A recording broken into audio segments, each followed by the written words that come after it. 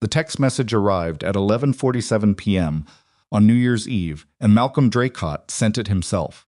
He sat in the seat of his town car 3 blocks from Hanul Crown Tower, watching the security feed on his tablet, a feed he had no legitimate reason to access, and typed the words with the calm of a man who had done this before. You were warned. He watched the screen on the feed, watched the young woman on the bench beneath the awning read it, watched her shoulders pull inward like something inside her chest had just collapsed. Then he poured himself 2 fingers of bourbon from the car's console, leaned back against the leather seat, and waited. Malcolm Draycott had been waiting 2 years for Imani Voss to break. He figured tonight might finally do it. He was wrong about that. But he wouldn't know it for a long time. If you have ever stood outside in January without a coat because going back inside meant facing something worse than the cold drop your city in the comments right now. Because this story is going to find you exactly where you are. This channel is home to stories that don't let go. If you're new here, subscribe before this episode ends, because what happens between Imani Voss and Kang Tae-hyun over the next 2 hours is the kind of story people rewatch. Hit the like button, leave your country in the comments, and let's find out together how far this story has traveled. Now Chicago. And a woman sitting in the snow who is about to change the life of the most dangerous man in the city, whether either of them is ready for it or not. The bench was wet. Imani had known it would be wet before she sat down. She sat down anyway, because the alternative was going back through those glass doors and spending another 40 minutes pretending to laugh at jokes she hadn't heard while her feet ached in heels she'd worn since 6 that morning.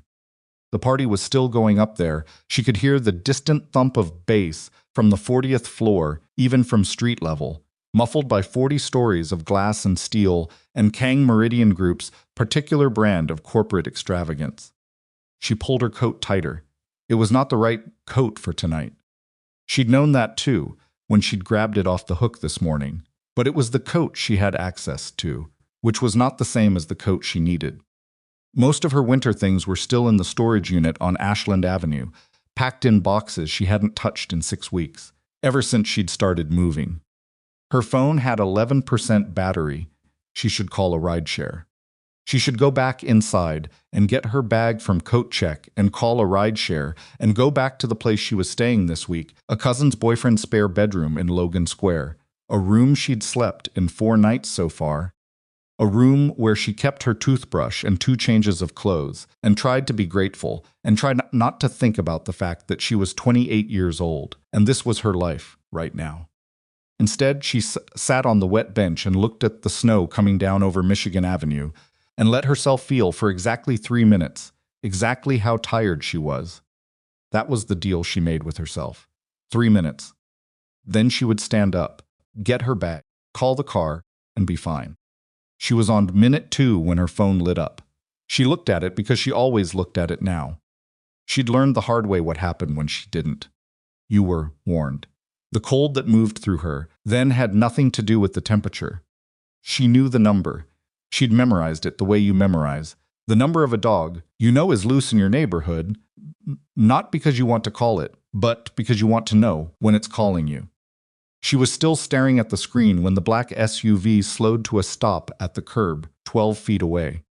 Imani didn't look up immediately. The SUV could have been anyone's.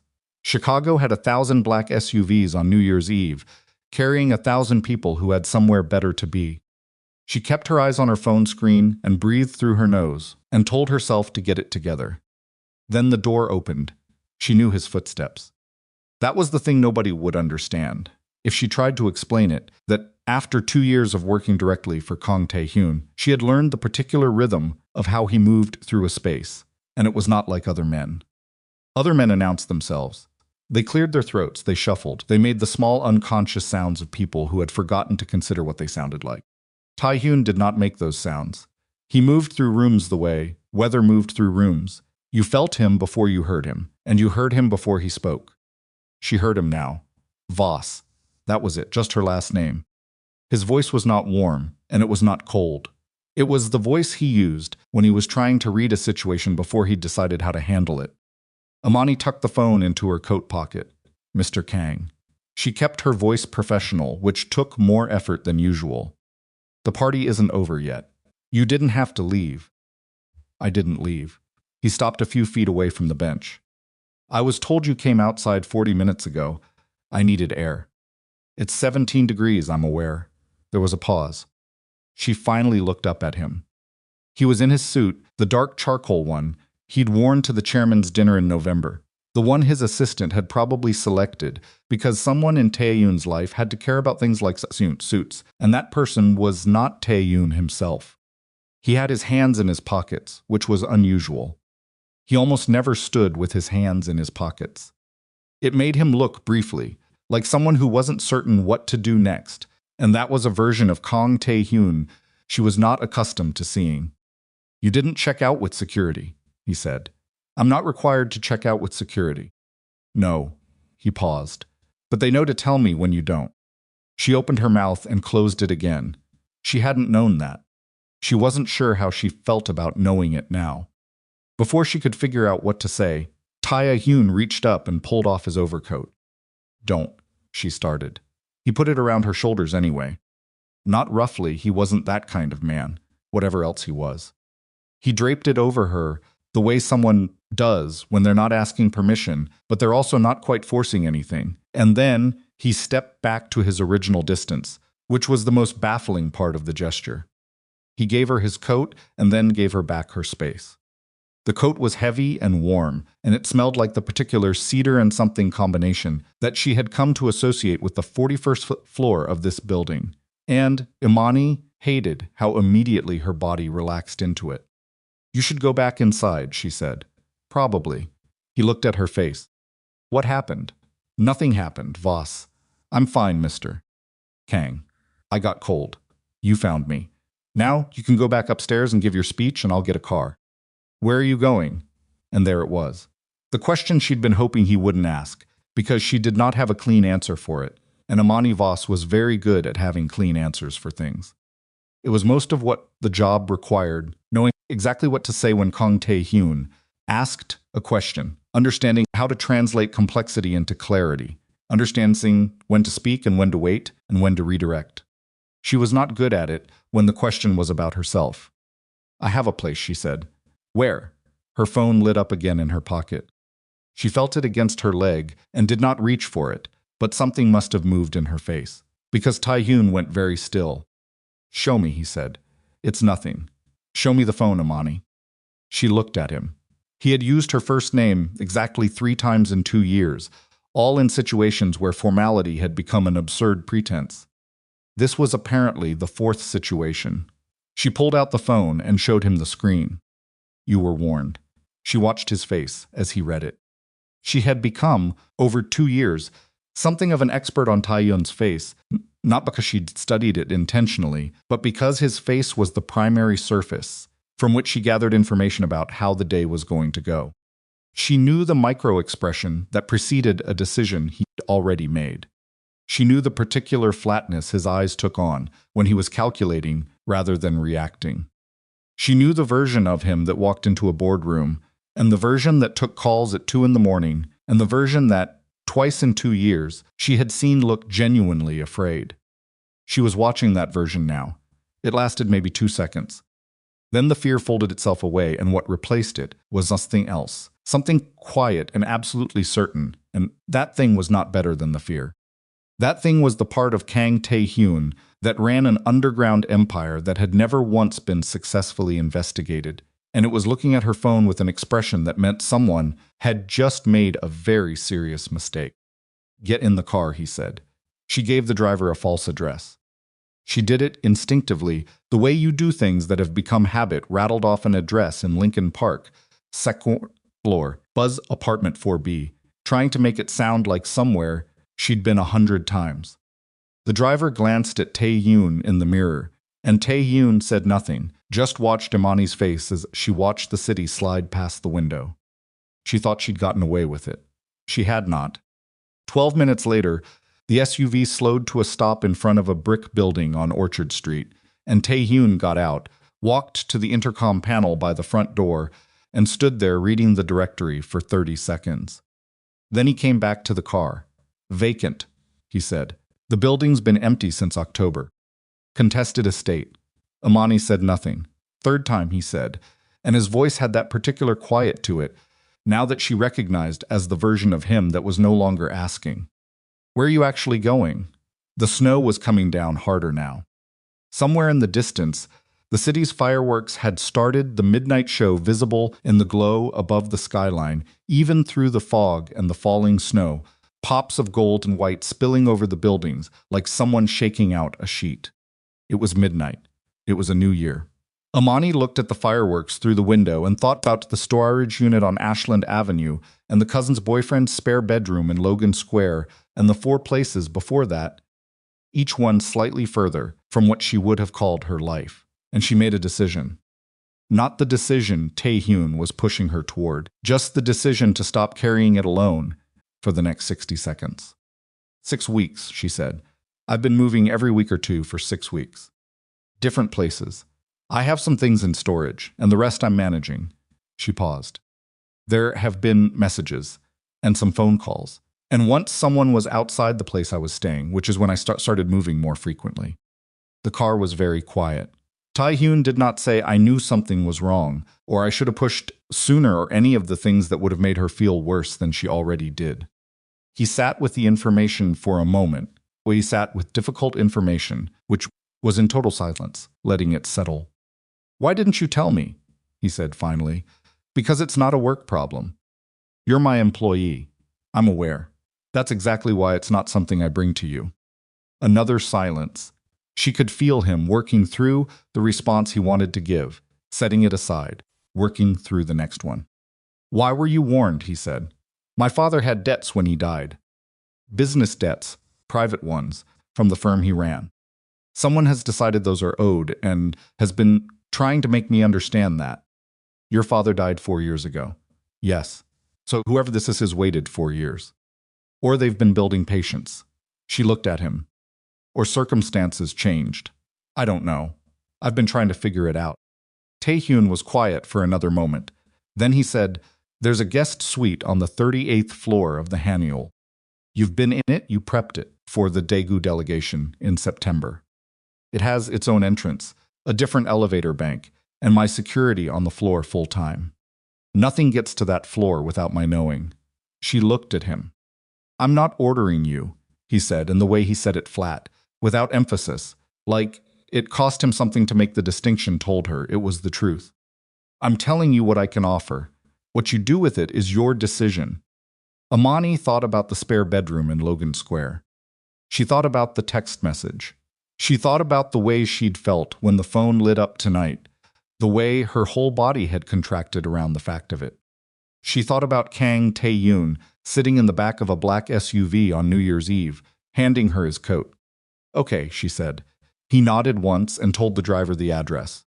It was not the 41st floor. It was not his penthouse. It was a guest suite, exactly. What he'd offered, with its own entrance. And when they arrived at the building, Tae-hyun walked her to the elevator, handed her a keycard from his jacket pocket, and she understood then that he'd had it made for her at some point, that this was not improvised, and then stood by the elevator doors with his hands in his pockets while she went in. There's food in the kitchen and a phone on the desk, he said. My number's programmed in. You're not coming up? No. She looked at him. Okay. Get some sleep, Voss. The doors closed. She was sitting on the edge of the bed at 2:47 a.m. when her phone lit up again. She'd plugged it in at the desk and was trying to sleep and not sleeping, lying on top of the covers in her work clothes because she hadn't thought to ask about extra clothes and wasn't ready to ask Kang Tae-hyun for anything else tonight.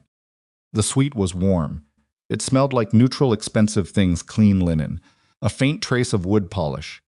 Outside the floor-to-ceiling windows, the city was finally quiet. The fireworks finished, the streets mostly empty, new snow laying itself down over everything like the year was trying to start clean. The phone screen lit up from across the room. She knew before she got up. She knew by the way her body knew it, the particular preemptive tightening she'd developed over 6 weeks of this. She crossed the room in socked feet and looked at the screen. We know where. 3 words. She stood at the desk in the dark and looked at the message and breathed carefully in and out and tried to think about what it actually meant versus what it felt like. It felt like a hand closing around her throat. What it actually meant was that whoever was doing this was watching closely enough to know she'd moved tonight, which meant either they had access to her phone location, or they had eyes on her, or they had someone inside Tae Tae-hyun's organization feeding them information. Any of those options was very bad. She looked at the phone number programmed into the desk phone, the single number, no label needed, and she almost picked it up. She did not pick it up. Not yet. She sat back down on the edge of the bed and held her own phone and looked at the message for a long time, and what she was thinking about, underneath the fear, underneath the exhaustion, was this: that whoever sent that message wanted her to feel cornered.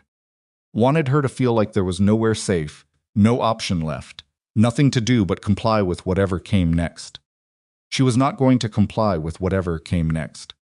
But she also, sitting in the dark on the 38th floor of Hanuel Crown Tower, could feel how close she was to the edge of what she could manage alone. She set the phone down. She made herself lie back on the bed.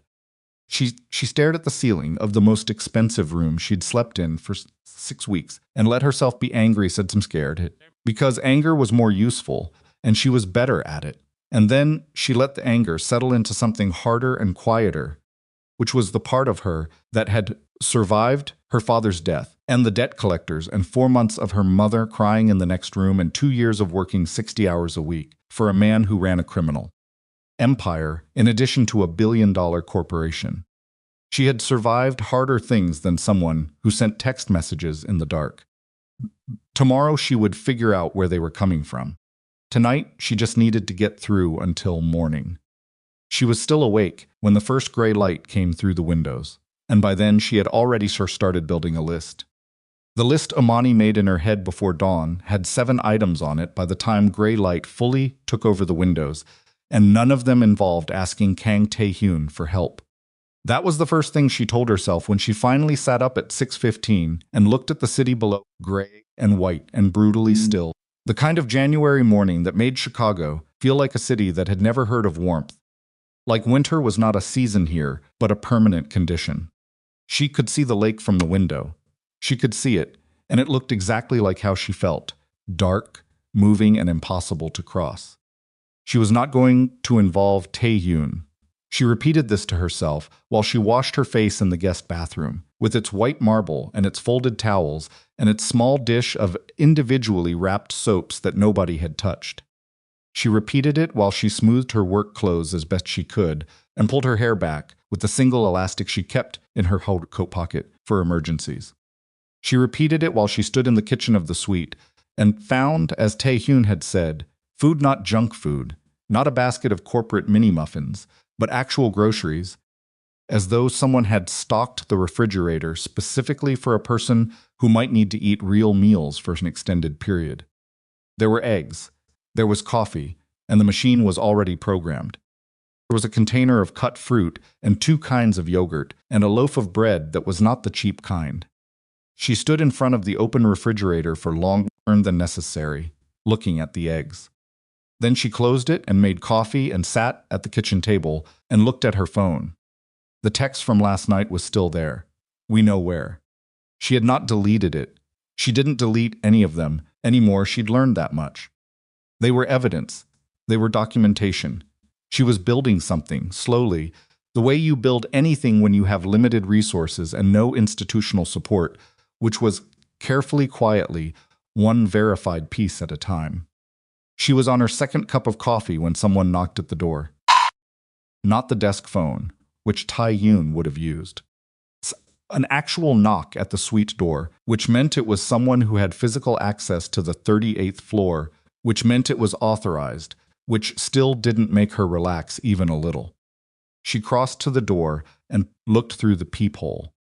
Park Soo-jin, Tae-hyun's head of building security, a compact Korean woman in her early 40s, who moved like someone who had been trained to be underestimated and had spent 2 decades letting people do exactly that.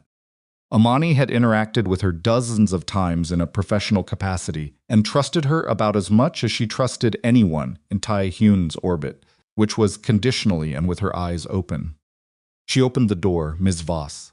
Sujin's English was precise and almost entirely accent-free, which Imani had always found slightly unnerving. The chairman would like to see you when you're ready. There's no urgency. He said to tell you that specifically. He said to tell me specifically that there's no urgency. Yes. Does he understand that saying that is a way of creating urgency? Sujin's expression did not change. I communicated his message accurately. Imani looked at her for a moment. Give me 20 minutes. Tae-hyun's office on the 41st floor looked different in the morning. She had been in it at night before there had been late sessions, crisis calls, moments when the line between the corporation and the organization beneath it became briefly impossible to maintain, and all of those moments had happened in the particular compressed silence of the 41st floor after dark. In the daytime, with winter light coming through the east-facing windows and the city below doing its slow morning reassembly, the room looked almost ordinary. Almost like the office of a man who was only one thing. Tae-hyun was standing at the windows when she came in. He was already in his day clothes, another suit, dark navy, without a tie, which on him was the equivalent of business casual. He had a coffee cup in his hand, and he turned when he heard her come in and looked at her face for approximately 2 seconds. Before he said, "You got another message." It wasn't a question. "Yes," she said. "When?" "Around 3. Something moved through his expression. Not anger, not yet. Something more like a man recalibrating the size of the problem he is dealing with. "Sit down. I'm fine standing." He didn't push it. He walked to his desk and set down the coffee and looked at her across the room. "Tell me about your father's debts." Imani had known this conversation was coming from the moment she'd gotten into the SUV last night. She had spent part of the early morning hours deciding how much of it to tell him, which parts were necessary, which parts were none of his business, and where exactly the line was between accepting help and surrendering information she wasn't sure she wanted him to have. She told him the factual version. Her father, Raymond Voss, had run a small private financial consulting firm on the north side for 11 years. It had been modestly successful for most of that time. In the last 2 years, before his death, he had taken on a business partner, someone who had brought in capital and clients and, as it turned out, also brought in a set of private debt obligations that Raymond had either not fully understood or had not fully disclosed to the family. He died of a cardiac event 4 years ago, before anything had been sorted out. Her mother had hired a probate attorney. The attorney had handled what was visible. What was apparently not visible was a set of agreements Raymond had made that were not in any official record, which was the kind of debt that didn't go through normal legal channels when it came time to collect. Tae-hyun listened to all of this, without interrupting, which was one of the things that made him effective and also one of the things that made him difficult to read. When she finished, he said, "The business partner. What happened to him? He moved out of state. As far as I know, he's still in business somewhere. I haven't been able to find specific current information." His name, she hesitated, Voss. "Malcolm Draycott," she said. The name landed in the room. Taehyun's expression did not change. But Zin's hand, which had been resting on the edge of the desk, went completely stilly that was different from his normal stillness, and Imani noticed it the way she noticed everything about this man, which was precisely, and without knowing, quite what to do with the information. "You know that name," she said. It wasn't a question either. Several seconds passed. "I want you to wait here," Tae-hyun said. He picked up the phone on his desk and said something in Korean short, clipped, the tone of a man giving an instruction he expects executed immediately. Then he looked at her. "Sit down, please." This time she sat. Dong-hyun came in 8 minutes later. Lee Dong-hyun was Tae-hyun's head of internal operations, a man in his mid-30s who had the build of someone who had spent his 20s doing things that required that build, and the manner of someone who had learned to look relaxed as a professional strategy. He glanced at Imani when he came in. She had worked around Dong-hyun for 2 years and had always had the sense that he evaluated her regularly and had arrived at a conclusion he considered sufficient and revisited only when new information became available. He was evaluating her now. "Close the door," Tae-hyun said. Dong-hyun closed it. Malcolm Draycott, Tae-hyun said. Dong-hyun's jaw tightened. That was the tell, that small muscular movement, and Imani caught it and filed it. When were you going to tell me? Tae-hyun said. We were still verifying. How long? A pause. 6 weeks, give or take. 6 weeks. The same 6 weeks she had been moving between borrowed rooms. Imani looked between the two men and felt something go cold in her stomach. Someone want to explain what's happening? Neither of them answered immediately. Tae-hyun looked at Dong-hyun, and that look was the kind that had weight in it, the kind that in a different setting would have been followed by something significantly worse than silence. Malcolm Draycott, Dong-hyun said, and his eyes moved to Imani with the specific caution of a man choosing words carefully in front of someone he hasn't fully assessed, became CFO of Hanul Capital Partners 14 months ago. It's one of the chairman's private holding entities. Not the public-facing corporation, the holding side. Imani heard that and sat very still. He used a different name on the initial engagement, Dong-hyun continued. Middle name and maternal surname. By the time we caught the discrepancy in the background documentation, he had already been in the role for 9 months. And you found out 6 weeks ago, Imani said. We found irregularities 6 weeks ago. We've been investigating to confirm before. 6 weeks ago is exactly when the messages started. The room went quiet. Tae-hyun was looking at her. She could feel the weight of it without turning her head. She kept looking at Dong-hyun because right now, Dong-hyun was the one whose answers she needed. What kind of irregularities, he said. Dong-hyun glanced at Tae-hyun. Answer her, Tae-hyun said. Another pause. Access request, Dong-hyun said. Someone with CFO-level credentials to Hanul Capital had been running queries on personnel records that were outside the scope of the role. Cross-referencing data from the holding company's financial systems with data from the main corporation's HR infrastructure. He stopped. Then, including your file, Ms. Voss. Current address, emergency contacts, employment history. Imani processed that, and the chairman scheduling archives. Dong-hyun added, quieter. Private calendar, travel records, meeting logs going back 18 months. There it was. She understood now, with a clarity that made the coffee she'd had earlier feel like a mistake, exactly what she had been for the past 6 weeks. Not a target, not a victim, a doorway. Someone had spent months building a case for approaching her father's supposed debts, creating pressure, creating fear, making her feel cornered and isolated and desperate, not because they wanted money. They wanted what she carried, by virtue of where she sat, which was beside the most closely guarded man in a billion-dollar criminal organization. And what she carried was information. Schedules, routes, meeting times, private locations. The kind of information that turned a careful, defended operation into something suddenly, catastrophically visible. She stood up. Voss Tae-hyun started. I want to see the access logs, she said. All of them. Every query that was run against my file. Every credential that touched the scheduling data. I want timestamps and IP origin points if you have them, and I want to see them myself. Dong-hyun was looking at Tae-hyun again. Tae-hyun looked at Imani. You'll have them, he said. Dong-hyun. Sir. Dong-hyun left. The logs took 3 hours to compile and format into something Imani could work with efficiently. Taehyun's 41st floor became a different kind of place. There were calls made and calls received, and Dong-hyun came and went twice more, each time with less of the careful performance of composure that he'd walked in with. The organization was moving. Imani could feel it the way you feel a change in air pressure before weather arrives. This low-frequency shift in the behavior of the people around her, the sense of something large and disciplined, beginning to orient itself toward a problem. She sat at the conference table with her laptop and her phone and the copies Dong-hyun brought her, and she worked. At noon, someone brought her food she hadn't asked for. She ate it without looking up. Tae-hyun worked across the room, and she was aware of him the way she was always aware of him in a workspace, a kind of background hum she had learned to tune out and could not entirely tune out. Twice she felt him look up from whatever he was doing and look at her. She did not return the look. She was reading timestamps, and she needed to read timestamps. At 12:40 she found it. She stopped. She read it again. Then she said Tae-hyun. Not Mr. Kang.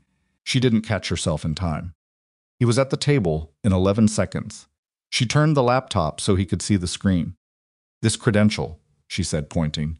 This is an executive-level access using the chairman's internal security bypass. It was used at 11:39 p.m. on December 31st. She looked at him. New Year's Eve, 31 minutes before midnight. He leaned in over her shoulder and read the log. His breathing was even. His breathing was always even. She had stopped reading that as a sign of calm and started reading it as a sign of the extraordinary amount of energy he was spending keeping himself from reacting. It accessed the security camera, she said, covering the main lobby exit on the east side. The one that faces the bench where you found me. He straightened.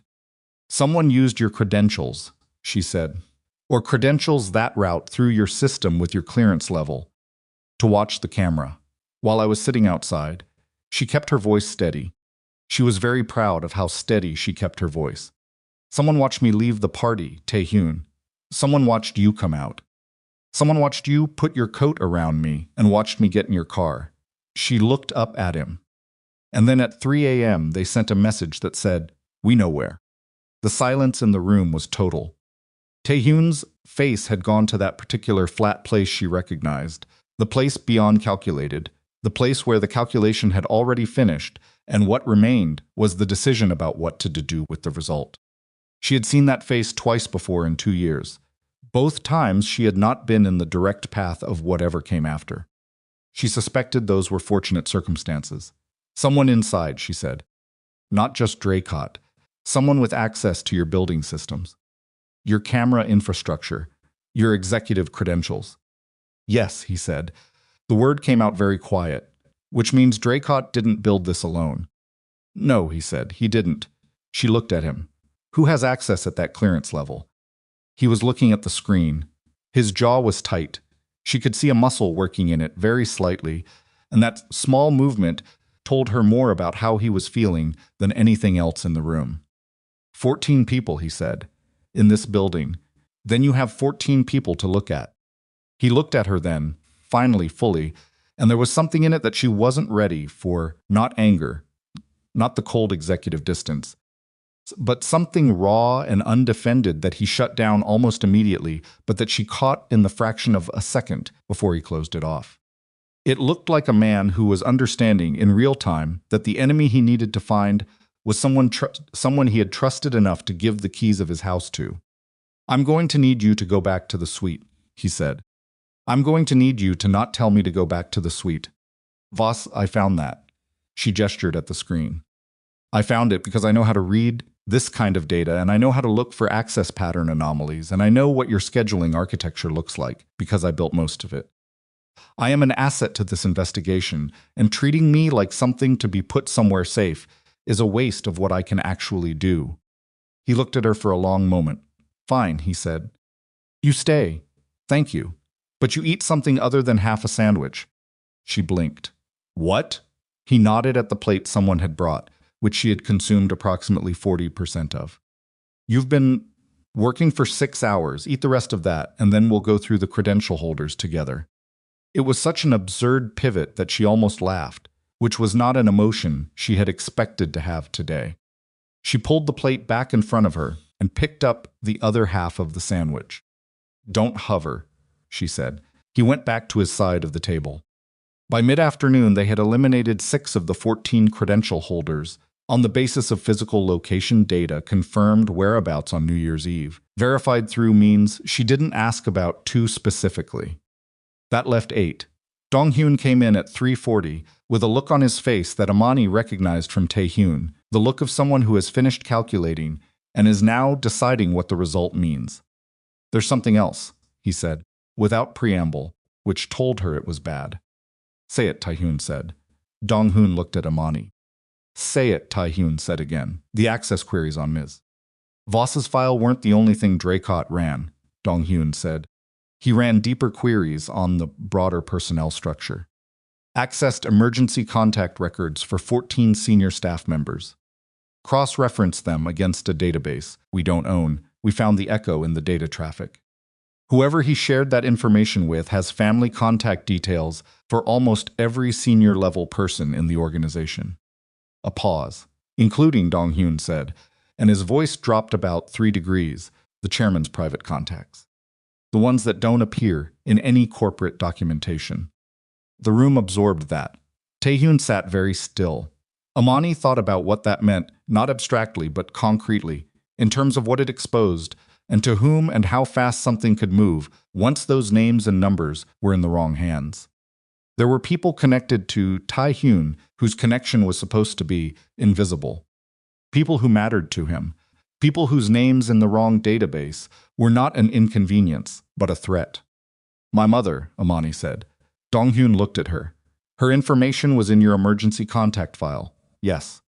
"Current address, phone numbers, her employer."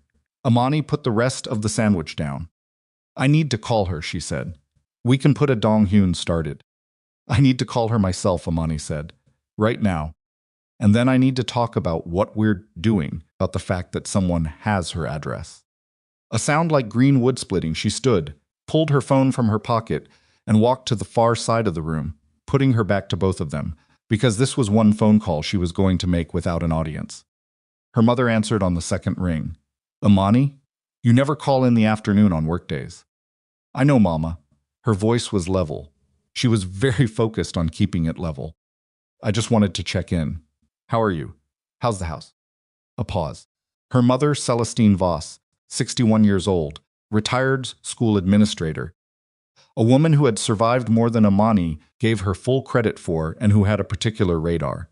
For when her eldest child was lying through her teeth said, "What happened?" "Nothing happened. Imani Marie, I just wanted to hear your voice." Silence. "Then there was a call this morning. I didn't recognize the number. They hung up when I answered, but they called 3 times. Imani closed her eyes. "What time?" she said. 8 something. 8:15 maybe. 8:15 a.m. on January 1st, the morning after Imani had moved into Huntool Crown Tower's 38th floor guest suite. Someone had pinged her mother's phone at 8:15 a.m. on the morning they'd sent her the "We Know Where" text. They were running parallel tracks. They were not trying to collect a debt. They were demonstrating capability, showing her the width of what they could reach. "Mama," she said, "I need to ask you something, and I need you not to panic." "I never panic." That was a lie, but it was the kind of lie that meant she was ready to hear the truth. "Is there somewhere you could go for a few days? Somewhere comfortable. Not Aunt Patricia's, she talks too much. Somewhere quiet that you'd actually want to be." Another pause, longer. When her mother spoke again, the particular texture of her voice had changed, not afraid, but settled in the way Celestine Voss settled in. When she understood, something was serious, and she was deciding not to be a burden about it. "Cheryl's been asking me to come to Milwaukee since October. Would you go? Are you going to tell me why?" "When you're in Milwaukee," Imani said. "I'll tell you everything, I promise." The pause this time was her mother deciding. Imani had learned to wait out these pauses without filling them. Because Celestine Voss did not make decisions faster, because someone was anxious about the silence. "I'll call Cheryl," her mother said. "Today? Don't push me, baby. Today would be better." A small exhale. "Today, then. You call me tonight, I will. And Imani. Yeah. Whatever this is, you are not your father's mistakes." Imani pressed her lips together. "I know." She ended the call and stood facing the window for 10 seconds, letting herself feel the exact dimensions of what she was dealing with, and then she turned around and walked back to the conference table and sat down and looked at Tae-hyun.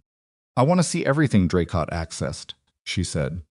"Every file, every query, every record. And I want to know who on your credential list had any professional or personal history with Malcolm Draycott before they joined this organization. Because whoever used your system to watch that camera on New Year's Eve had access, and they had a reason, and those 2 things probably have a common origin." Tae-hyun was watching her with that particular quality of attention that he usually reserved for people he was deciding about. She'd seen it directed at others, never quite at her. "You're not shaken," he said.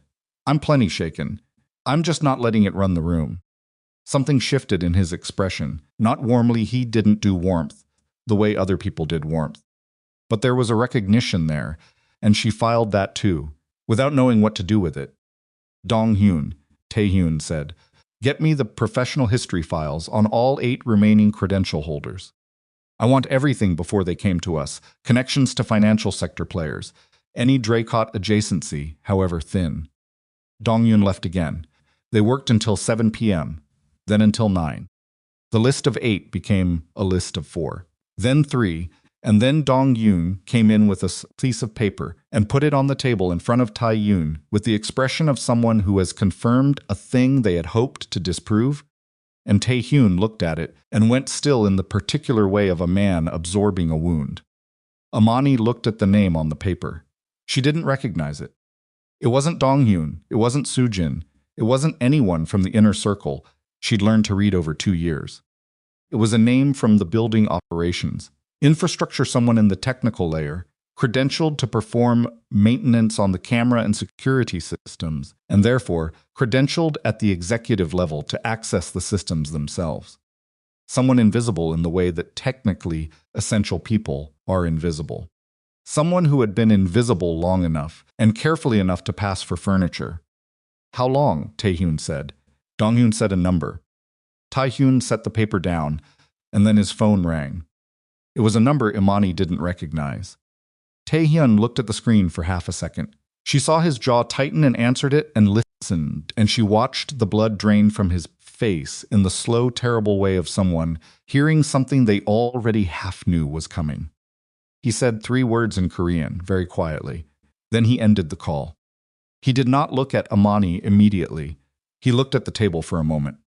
Then he looked up. "Someone called your brother," he said. Her younger brother, Marcus, 24 years old, living on his own in Evanston, working 2 jobs, the one member of the Voss family who had successfully not been in the same city as any of this. "They told him," Tae-hyun said, "that you are in a dangerous situation, and that if he wants you safe, he needs to come to Chicago tonight and bring the files your father left." She stared at him. "Files," she said. "What files?" "Apparently your father kept physical documentation of the original debt agreements. Handwritten records, Draycott's actual signature." Tae-hyun's voice was flat and careful. "Records that would invalidate the debt entirely, or expose who created it and why." The room was very quiet. "They think Marcus has them," she said. "Or they think threatening him makes you produce them. Either way." She was already reaching for her phone. "Voss. My brother doesn't know anything about any of this, Tae-hyun. He's 24 years old, with a restaurant job and a night school course, and 0 involvement in anything my father ever touched. If they call him again, or go to Evanston, I know. He is not, I know." He said it differently the second time. Not cutting her off, not a management technique, just a man telling a woman that he understands, and that it matters that he understands. "I have people who can be in Evanston in 20 minutes. Non-visible. He won't even know they're there." She looked at him. She thought about everything she'd said over the past 12 hours, about territory and control and not being managed. A sound like green wood splitting. She thought about her mother heading to Milwaukee and her brother in Evanston, not knowing there was someone outside his building. She thought about the text message at 3 a.m. and the camera credential and the 8 names reduced to 1 and the way Tae-hyun had gone pale when his phone rang. She was very tired. 20 minutes, she said. "Less," he said, and picked up his phone. She sat in a sound and looked at the paper with the name on it, and she thought about her father, Raymond Voss, who had made private agreements with a man who turned those agreements into a weapon pointed at his daughter, after Raymond was in the ground and couldn't be made to answer for it. She thought about what it meant that those agreements had a counter document, a handwritten record with a real signature, hidden somewhere neither she nor Marcus had ever known to look for. She thought about the fact that if those records existed, and if Draycott knew they existed, then what he had spent 6 weeks building was not leverage. It was a race. He needed those records destroyed before anyone could use them, and he needed Imani afraid enough and isolated enough to either help him find them or get out of his way while he did. She was neither afraid enough nor isolated enough. But her brother was now in it, and her mother was in Milwaukee, packing a bag, and somewhere in the technical layer of Kang Tae-hyun's empire, there was a person who had been watching through cameras for weeks and reporting everything they saw, and the enemy had just moved all the remaining pieces at once. She reached into her bag and found the small external drive she carried everywhere, the one she'd started keeping 6 weeks ago, the one with the copies of the access logs, and the time-stamped messages and the documentation she'd been building, quietly and carefully, in the hours between everything else. She plugged it into her laptop. She had more to add to it now. She was going to need it. The name on the paper was Jin Woo-sung. Imani looked at it for a long time after Tae-hyun left the room to make his calls. Jin Woo-sung, building operations, technical infrastructure, 8 years with Kang Meridian Group. She pulled up the personnel file Dong-hyun had left on the table and read through it with the particular attention she gave things that didn't yet make sense but needed to. 8 years was a long time. 8 years meant he had been here before she arrived, had watched 3 executive assistants cycle through the 41st floor, had watched the organization expand from 2 buildings to 4, had watched from the technical layer while the visible world above him kept moving and never looked down. 8 years was also long enough to learn exactly what to touch and what to leave alone. She closed the file and looked at her phone. Marcus had not called back. She had texted him at 9:07 p.m., just call me when you can. Don't worry, I'll explain, and he had not responded, which either meant he was at work or he was scared enough that he didn't know what to do. Marcus went silent when he was scared. It was the opposite of her, which was why she had always been the one who handled the hard calls in the family, and she was aware now of exactly how much she hated that dynamic and how little she'd ever done to change it. Tae-hyun came back in at 9:44. Evanston is covered, he said. He sat down across from her, not at the head of the table across, which was not how he usually positioned himself in a room he controlled. Marcus is home. He hasn't left the building since 7. Did your people see anything? Not yet. Does he know they're there? No. She nodded. She should have felt relieved. She felt something else instead, a low, grinding discomfort at the precise gap between what she was accepting right now and what she had told herself she would accept when this started. I know, Tae-hyun said, reading something in her face. I didn't say anything. You didn't have to. He put both hands flat on the table, and she looked at them briefly, the kind of hands that signed documents and made decisions, and occasionally she understood without ever having been told directly, did other things that didn't appear in corporate records. What do you want to do about the files? I need to figure out if they actually exist first. My father was not, she stopped. Chose a different entry point. Raymond Voss did not keep careful records of things he was embarrassed by. He was meticulous about the business, about the public-facing documentation, but the stuff he was ashamed of, he put in a box and closed the lid and hoped the box would hold. She paused. If he kept anything about Draycott in writing, it would be physical. No digital trail. He didn't trust digital. So where would the box be? That's the problem. She looked at the wall, not because there was anything on it, but because sometimes she thought better when she wasn't looking at a person. When he died, we went through everything. My mother and I. 2 weeks of going through 4 decades of a man's accumulated paperwork. We sent what mattered to the estate attorney, and we put what didn't in storage. She paused. The storage unit, the one on Ashland. That's where everything we didn't know what to do with went. Tae-hyun was quiet. I haven't opened it in 4 years, she said. I pay the monthly fee and I don't open it. Why? She looked at him. Because it smells like his office. Because everything in it smells like his office. And I haven't been ready. The room was quiet for a moment in a different way than it had been quiet before.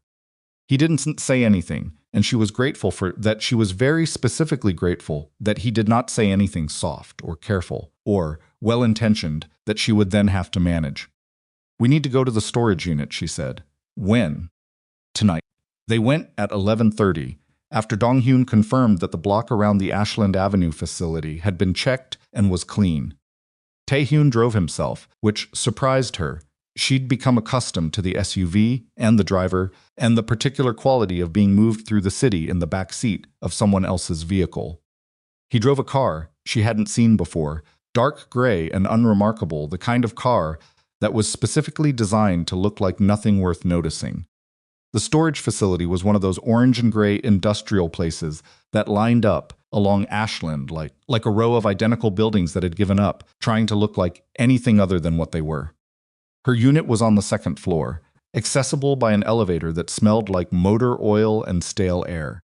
She hadn't been here since she'd dropped the last boxes off 4 years ago. The combination lock had the same code she'd chosen when she was 24, the last 4 digits of the phone number of her childhood home, a number she'd known since she was 5. The lock opened. She pulled up the corrugated door. The smell hit her immediately. Not bad, just specific. Cedar from the wood furniture he'd kept in his office. A trace of the aftershave he'd worn on workdays.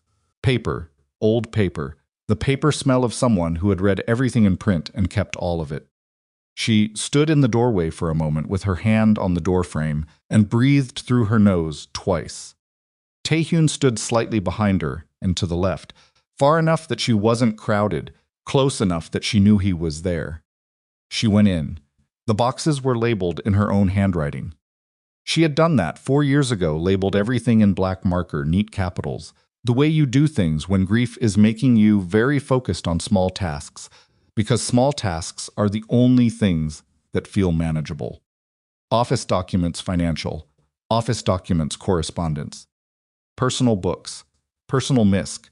She had been thorough. She had been thorough in the way of someone trying to hold herself together by being useful. Financial records, she said. If he kept anything about Draycott, it would be in the financial correspondence, not the main files. How many boxes? She looked for that are labeled that way. They worked through them together. Tae-hyun did not comment on what he saw, and she appreciated that. A dead man's financial records are an intimate kind of documentation. They show the shape of a person's decisions, the places where ambition outran judgment, the quiet desperation of someone who borrowed against the future and spent years hoping the future would be generous. Her father had not been a dishonest man. He had been an optimistic one, which was sometimes the same thing in a different suit. She found the Draycott correspondence in the third box. Not labeled. Tucked inside a manila folder that was labeled pending follow-up, the kind of folder that accumulates in offices as a graveyard for things nobody has figured out what to do with. The folder held 11 pages. She sat on the floor of the storage unit with the cold coming up through the concrete and spread the pages out in front of her. Tae-hyun crouched beside her. She read them slowly, the way you read things you know are going to matter. The first 4 pages were correspondence letters from Draycott to her father, dated 3 years before Raymond's death, laying out the terms of the partnership, the capital injection, the client referral, formal and clean, the language of a legitimate business arrangement. Then page 5, she stopped. Tae-hyun saw her stop. What? She read it again. Then she held it out. He took it and read it, and the line of his jaw changed in the way it changed when he was processing something that was both exactly what he'd suspected and worse than he'd wanted it confirmed to be. The letter was from Imani Voss to Malcolm Draycott. Dated 18 months before Raymond's death. It was not formatted like a business letter. A sound like green wood splitting, it was formatted like a personal letter, when they've decided the only way to make something real is to put it in writing, even though they know it won't be enough. Her father had found out what Draycott was. Not a business partner. A placement someone who had been seeded into Raymond's firm, specifically to create financial dependencies, to build leverage, and to eventually extract information about the firm's clients. Some of those clients, her father had discovered, were connected to organizations he hadn't known he was adjacent to. Draycott had used Raymond's firm as a pass-through, and Raymond had been the last to understand what kind of pass-through he was. The letter said, "I know what you've done. I know who you work for. I'm keeping records. If anything happens to my family, these records go somewhere you can't stop." Underneath the letter, in her father's handwriting, small, cramped, the handwriting of someone who wrote fast, because he was always in a hurry, was a single line that was not part of the letter. It said M. Draycott connected to KMG infrastructure per source in NOV. KMG Kang Meridian Group. Imani sat very still on the cold concrete floor. Her father had known, not fully, not in the way that would have told him what to do with the information, but he had known that the man who had embedded himself in his firm had a connection to Kang Meridian Group. And then her father had died of a cardiac event At 57, in his office, with a glass of water knocked off the desk and his phone in his hand. She looked at Tae-hyun. He was already looking at her. His face had the stillness of someone who has understood multiple things simultaneously and is deciding which one to address first. He knew about you, she said, or about the organization. He made the connection, yes. And 4 months later, he was dead. A pause. I'm not saying you. Her voice was steady. She was making a very specific effort for it to be steady. I'm saying the information he had would have been dangerous to certain people. And he died. Yes, Tae-hyun said again, and the word was not a confirmation of guilt. It was a confirmation that he understood exactly what she was saying and was not going to insult her by pretending it wasn't a reasonable thing to think. She gathered the pages carefully and put them back in the folder. She put the folder in her bag. She stood up from the floor, and her knees ached from the concrete, and she didn't let herself think about her father's handwriting, or the glass knocked off the desk, or what exactly it meant that a man who had written "I'm keeping records" had ended up with none of those records reaching anyone. "We need to go," she said. They were back at Haniel Crown Tower by 12:40 a.m., and the conversation she'd been not having with herself, the entire drive back, caught up with her in the elevator. She had the folder. She had the letter. She had her father's note about Draycott and KMG. She had weeks of her own documentation on the access logs and the credential irregularities. She had, in the external drive in her bag, a more complete picture of what had been done to her family and why than anyone except Draycott himself. And she had a very serious problem, because the note her father had written M. Draycott connected to KMG infrastructure was not the same as what she'd come to understand over the past 24 hours, which was that Draycott was not working for Kang Meridian Group. He was working against it. He was embedded inside one of its holding entities, specifically to extract information about it, and the person or organization he was extracting it for was someone who wanted what Draycott was building, which was a detailed map of Tae-hyun's private operational infrastructure, which meant her father's note was correct in the literal sense and completely wrong in the important sense. And if she gave that note to anyone, a federal investigator, a journalist, a prosecutor, it would read, as Raymond Voss documenting a connection between Draycott and Kang Meridian Group that implied collaboration rather than infiltration. It would implicate Tae-hyun. She stood in the elevator with this understanding and looked at the elevator doors and breathed. She did not share this with Tae-hyun on the way up. At 1 a.m., Dong-hyun called from the building. She was in the conference room. Tae-hyun was at his desk. Dong-hyun's voice on the speakerphone was not panicked. Dong-hyun did not panic, but it had the specific texture of someone delivering information they had hoped would not be what it was. "Jin Woo-sung is gone," he said. Tae-hyun said something in Korean. "His apartment is clean. Too clean. 2 bags of clothes missing. Laptop gone. The secondary phone we didn't know he had is powered off and was last pinged from O'Hare at 11 a pause. He had a car service pickup at 10:45, before we had him identified." Imani looked at the table. 10:45. They had put his name on paper at 9-something. Somewhere between 9 and 10:45, the information had reached him, which meant the information was leaking from inside this room. She looked at Tae-hyun. He was looking at the phone.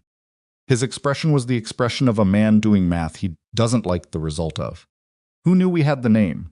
she said, after Dong-hyun signed off. 5 people, Tae-hyun said, "in this building. Tonight.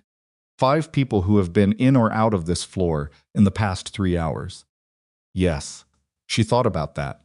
She thought about 8 years of Jin Woo-sung moving through the technical layer of this building, learning the architecture of everything above him, feeding information out through a channel nobody had looked for, because the technical people were furniture.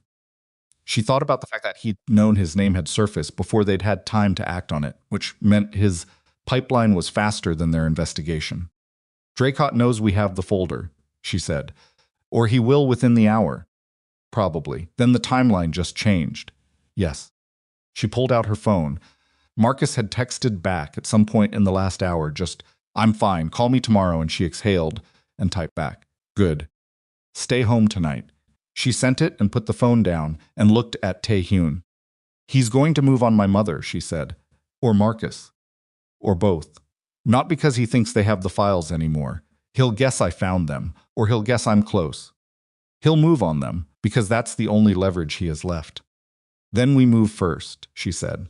To do what, Tae-hyun? Your inside man just got on a plane. Your CFO knows you're onto him. You have a file that correctly documents the connection between Draycott and this organization, and incorrectly implies the nature of that connection. And if that file surfaces in the wrong place, it becomes a document that looks exactly like your organization's internal paperwork, connecting you to a man who was running an intelligence extraction operation inside your corporate structure. She stopped. She had been keeping her voice level, and she was still keeping it level, which was costing her something. What does that look like to someone who doesn't know the whole picture? He was very still. It looks like you built him in, she said. It looks like Draycott worked for you. The silence in the room was the kind that has texture.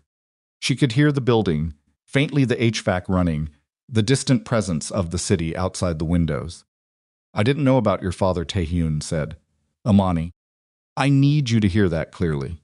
I did not know Raymond Voss had identified any connection to this organization. If you had known, what? He stopped. I'm not accusing you, she said. I'm telling you what the document looks like. And I'm telling you that we have a problem that is not solvable by sending more people to watch buildings, because the problem is now also a paper problem, and paper problems have different solutions. He looked at her for a long moment. What kind of solutions? The kind I'm not sure you're going to like. Tell me anyway. She looked at the folder in her bag. She thought about the 11 pages, her father's handwriting, the letter that was supposed to be insurance and had instead become a trap. She thought about what it would take to reframe that documentation correctly, to tell the story it actually told rather than the story it appeared to tell, and what it would cost her to do that, and what she would need, and who she would need to be in order to make it work. I need to meet with Draycott, she said. Tae-hyun's face went very still. Not to give him anything, she said immediately. To get him to conform, on record, the actual nature of his relationship with this organization. What he was doing, and who sent him, and what they wanted. I need him to say it in a context where it can be documented, so that the story the file tells can be corrected by the story the recording tells. He won't say it. He will if he thinks I'm coming to surrender. She kept her voice flat and steady. He spent 6 weeks trying to frighten me into complying. He thinks fear is what I'm running on. Let him think he won. Let him think the files and the folder and the pressure on my family finally broke me. Let him sit across a table from me expecting a woman who has run out of options. She looked at Tae-hyun, and then let me do what I'm actually there to do. The silence was different.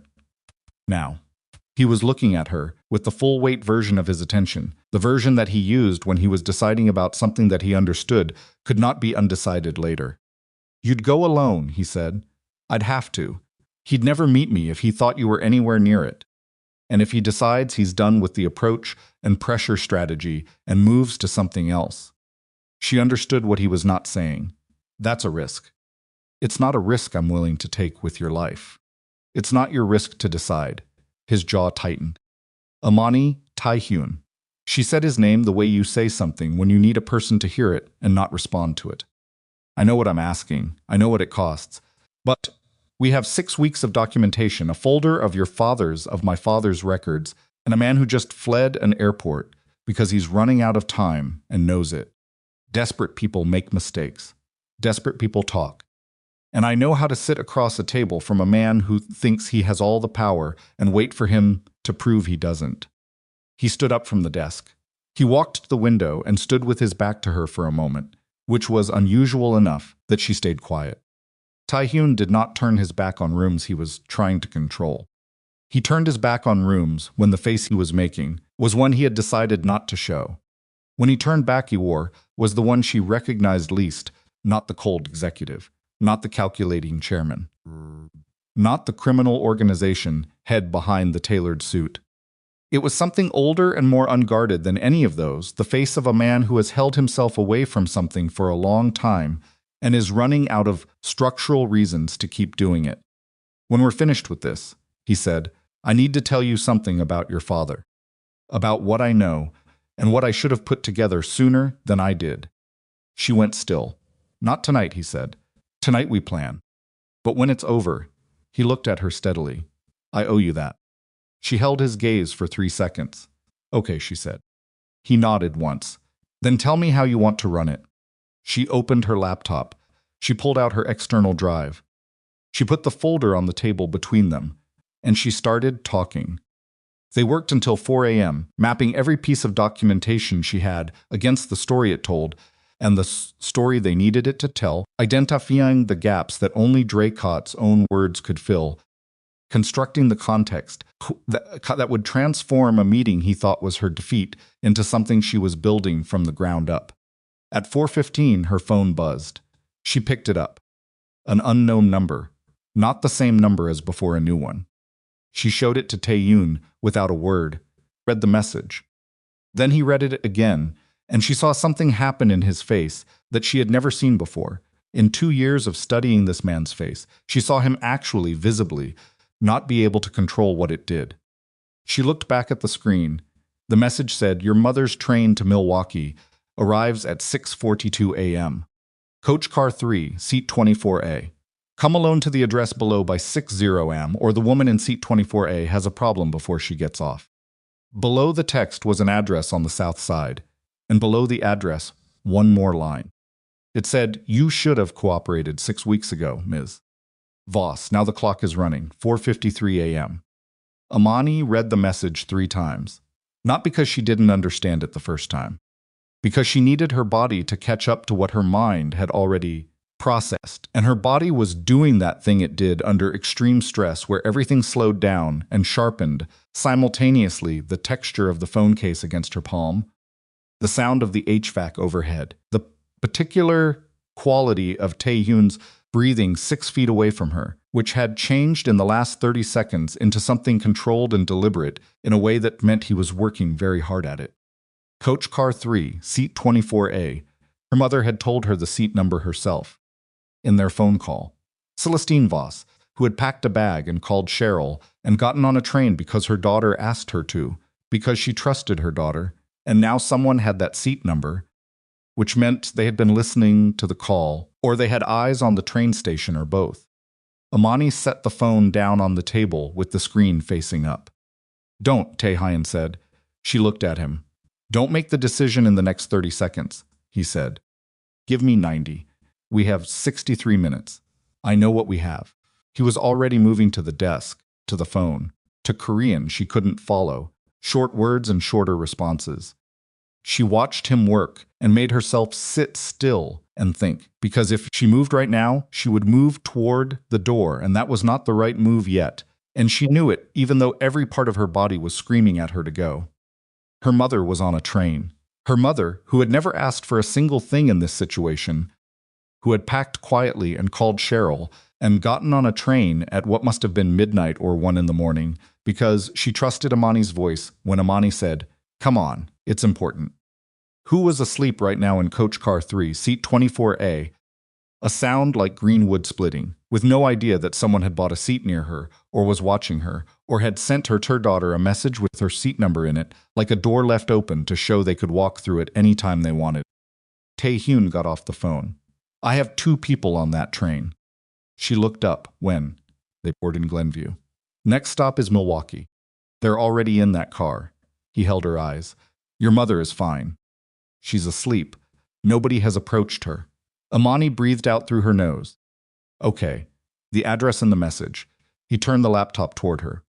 Dong-hyun had already pulled it, a commercial building on the south side, Bridgeport neighborhood, a 3-story brick structure, registered to a property management LLC that Dong-hyun had traced through Chellos layers in the last 4 minutes. It's a legitimate accounting firm on the 2nd floor during business hours. Building's been half vacant since 2021. 3rd floor has had rotating short-term tenants. Draycott's meeting me there. Draycott, or someone who works for whoever Draycott works for. "I need to go." "I know." "Alone, no." The word was flat and final in the way of a man who has made exactly one decision and is not revisiting it. "Not alone, but invisible. You go in, I'm outside." You are never more than 30 seconds from backup, and you have a device that streams everything said in that room. She looked at him. If he sees anything, he won't. Tae-hyun Imani, he said it with a weight that stopped her. I am not asking for control of this. I am asking for the 30 seconds it would take me to get to you if something goes wrong. Those are not the same thing. You know that. She did know that. She knew it, and she hated how reasonable it was, and she hated that she was grateful for it, and she hated the entire architecture of this situation that had made this conversation necessary. 30 seconds, she said. Less. And you don't come in unless I signal. Define the signal.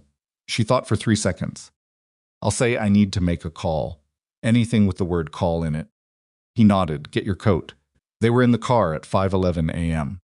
The city at this hour was the city that belonged to people who had no choice about being awake delivery drivers, hospital shift workers. The man Imani watched from the passenger's window, pushing a cart along a sidewalk still thick with last night's snow, moving at a pace that said he'd been pushing it for hours and would be pushing it for hours more. She held the external drive in her left hand. Inside her coat pocket, fitted against the lining, was a device Dong-yoon had given her, small, flat, the size of a credit card, already transmitting to a receiver. In the car, Tae-hyun's second team was running 2 blocks parallel to them. She'd watched Dong-hyun activate it with the focus of someone who needed to understand exactly what she was carrying and how it worked and what it would do if she pressed the small indentation on its left edge, which would send a priority alert to 3 phones simultaneously.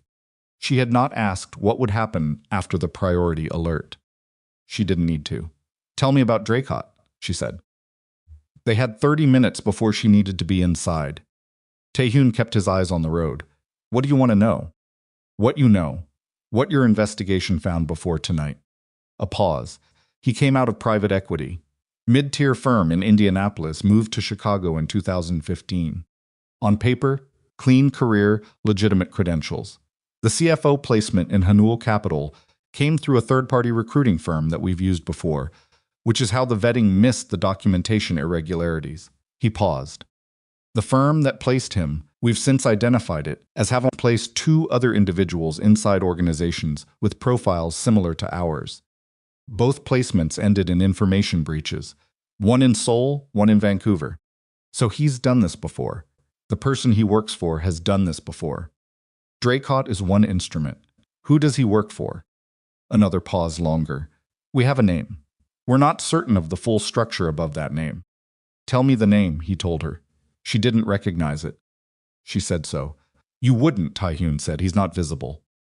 He operates through layers specifically designed to make him look like a legitimate investor to anyone doing a standard search.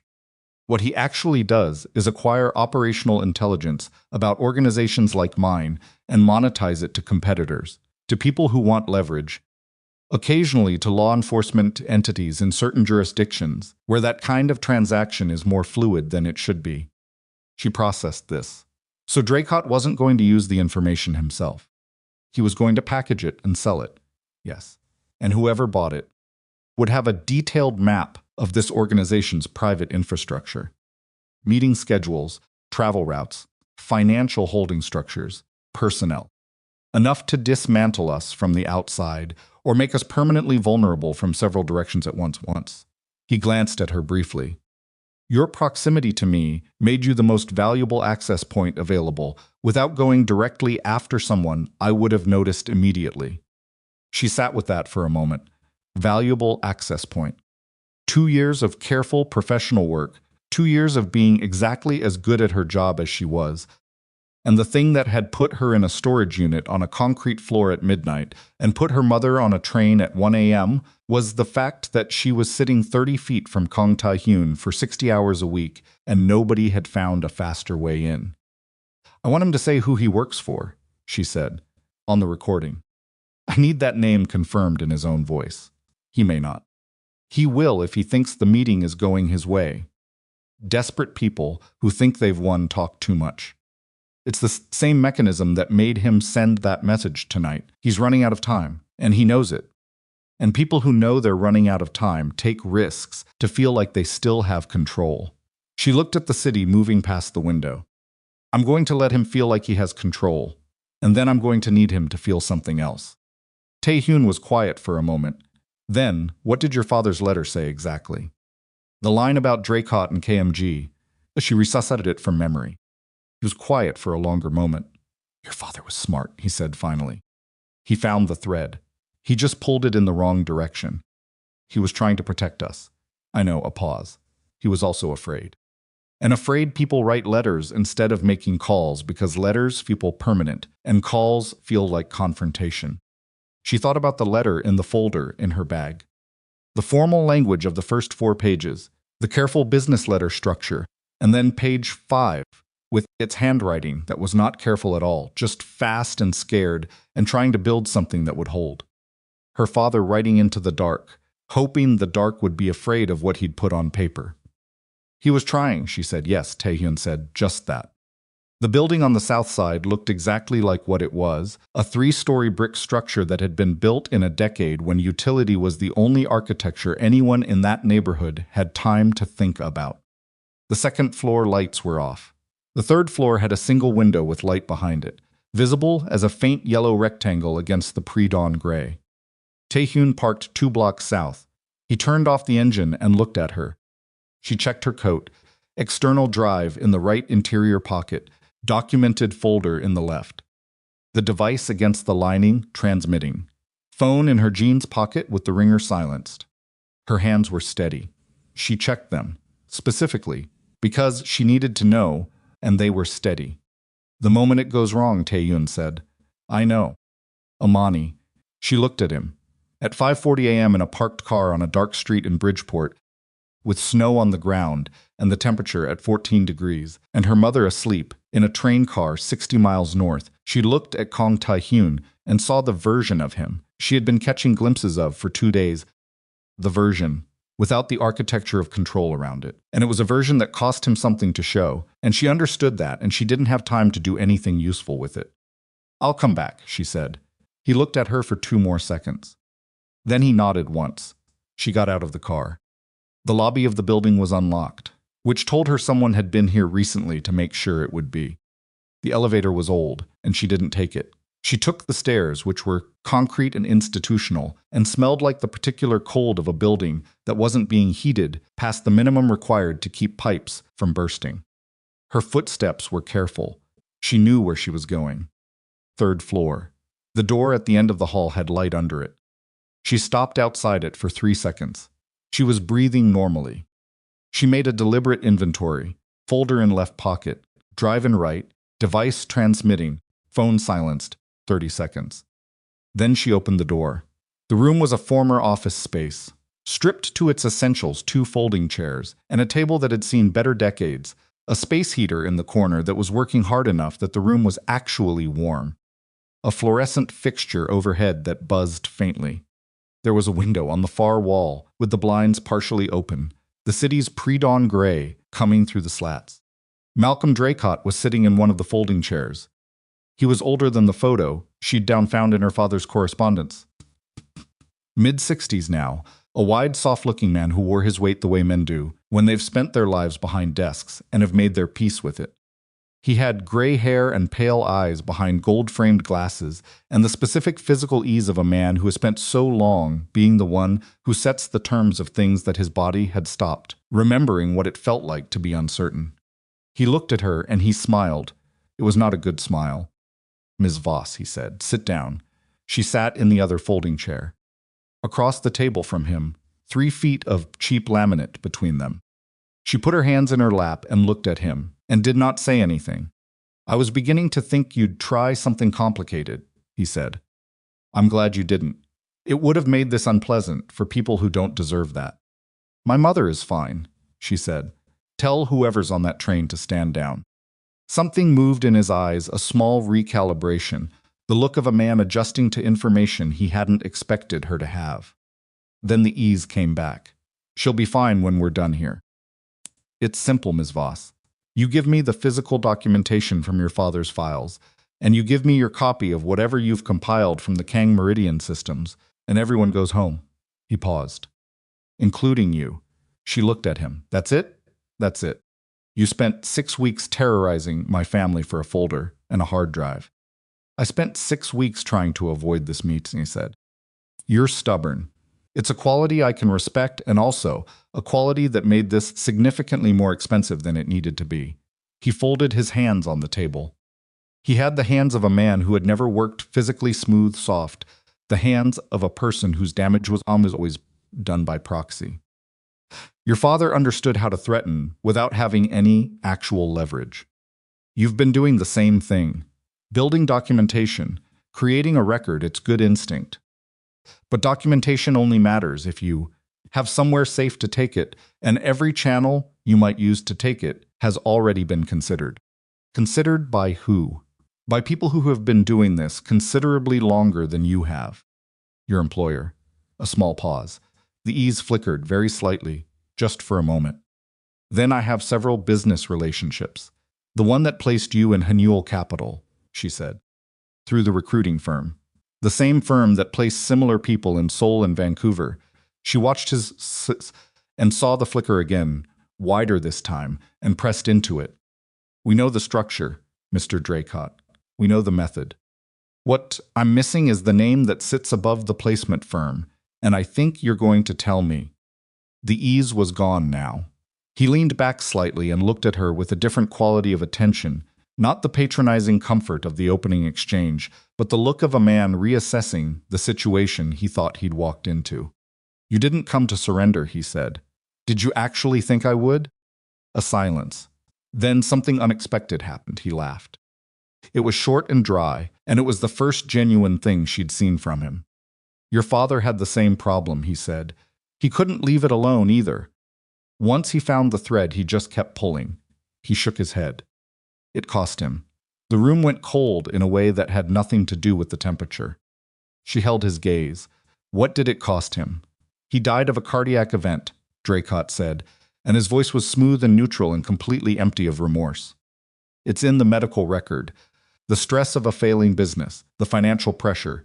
Men his age carry those things in their bodies, and sometimes their bodies stop being able to carry them. He looked at her. That's what the record says. And what do you say? A pause. I say that Raymond Voss became a problem that needed to stop being a problem. He said it with the same neutral smoothness. I'm saying that to you because you're sitting here with a device in your coat that's been transmitting since you walked in. And I want whoever is listening to understand that what I just said is something I would never say on an admissible recording. And the reason for that. He reached into his jacket. She did not move. She held herself completely still and did not move. Is that this room stopped transmitting to your device 11 minutes ago? He put a small black unit on the table. A signal jammer, basic but effective, the kind available to anyone who knew where to look. I noticed the car in the lot when you arrived. I want to be clear that this is a situation where you have the hand you think you have. Her heart was going at a rate she was working very hard not to show. The device against her coat lining was dead. Tae-hyun had no audio. He had a location. She had to believe he still had location, but he had no audio and no signal from the device, and he did not know what had just been said in this room. Draycott leaned forward. Now the folder and the drive. She looked at him across the table. She thought about her father's letter. She thought about the handwriting on page 5, small and fast and afraid. Spleeze, Dean. She thought about what Draycott had just admitted in a room where no one was listening, which was the one thing she needed and could not have because a jammer on the table had killed the feed 11 minutes ago. She thought about what she had in her coat that was not the device. She had the external drive, and she had the folder. And inside the folder, between page 7 and page 8 of the Draycott correspondence, was something she had not told Tae-hyun about, because she had not decided yet whether it was relevant. Something she had found at the bottom of the storage box, after Tae-hyun had already looked away. Something her father had tucked into the folder without labeling it. A second letter, not from Raymond to Draycott, from Draycott to a third party. Handwritten, not typed, dated 2 months before Raymond's death. Detailing exactly what the third party wanted done, about the problem of Raymond Voss. She had read it in the storage unit in the 30 seconds Tae-hyun had spent standing at the corridor end taking a call. She had read it and understood it and put it back and said nothing, because she had needed to think about what it meant and what it could do. And now, sitting in this room with a dead transmitter and a jammer on the table, and Malcolm Draycott looking at her with the confidence of a man who believed he had reduced her options to zero, she understood exactly what it could do. "The folder," he said. She reached into her left coat pocket.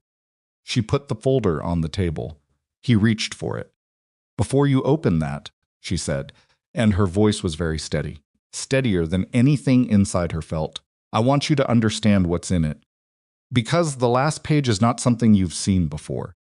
He stopped with his hand on the folder. His eyes moved to her face. "You wrote a letter," she said, "about 60 days before my father died. Handwritten, to the man whose name I've been trying to get you to say out loud tonight. In that letter, you described my father as a liability that needed to be resolved before he could make contact with the authorities. You used the word resolved." She looked at him steadily. "That letter is inside that folder."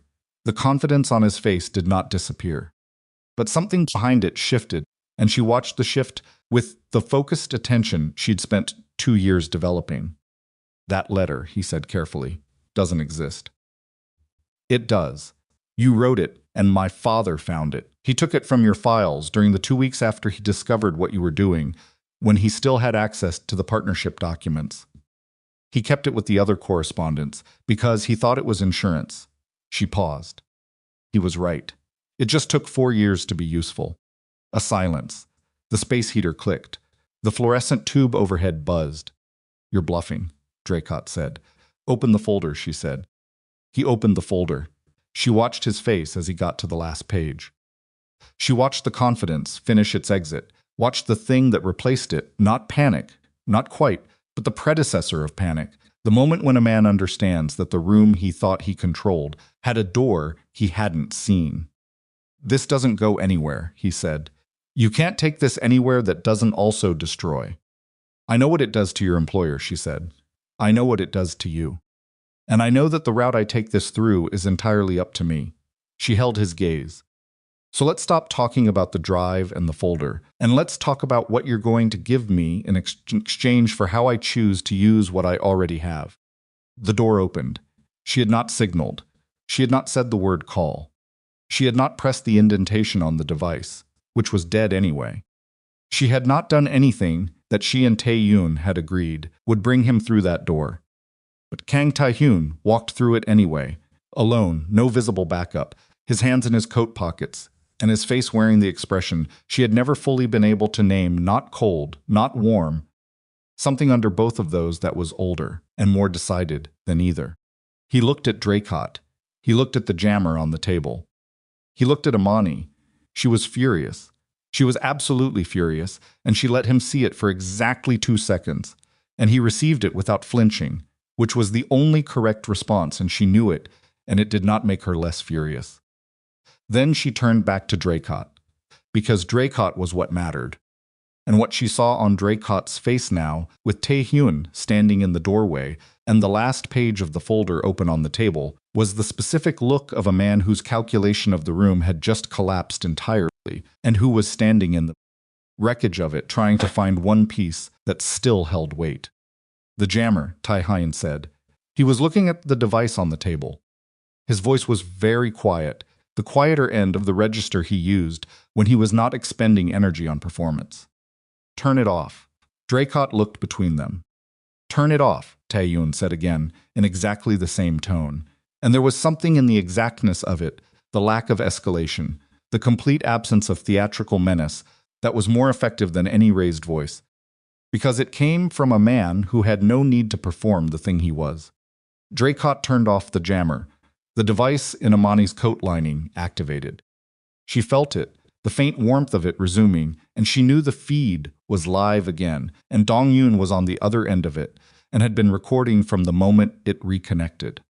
"Now," Tae-hyun said, and he walked into the room and pulled the second folding chair to the side of the table, not between Imani and Draycott, not at the head beside her, and sat down and looked at Draycott with his hands on the table, and said, "She asked you a question. What's the name?" Draycott looked at the folder. At the last page. At the handwriting that was his own, and that described the resolution of a problem named Raymond Voss in language that left very little room for interpretation. He looked at Imani. She looked back at him and said nothing, because she had said what she needed to say. The rest of this was his decision, and they both knew it. The space heater clicked again. The city outside was beginning, very slowly, to get light. Malcolm Draycott put both hands flat on the table and looked at the ceiling for a moment, the look of a man doing an accounting that was coming out the wrong way, no matter how he ran the numbers, and then he looked back down. And he said the name. The name sat in the room for a moment after Draycott said it. Imani didn't write it down. She didn't need to.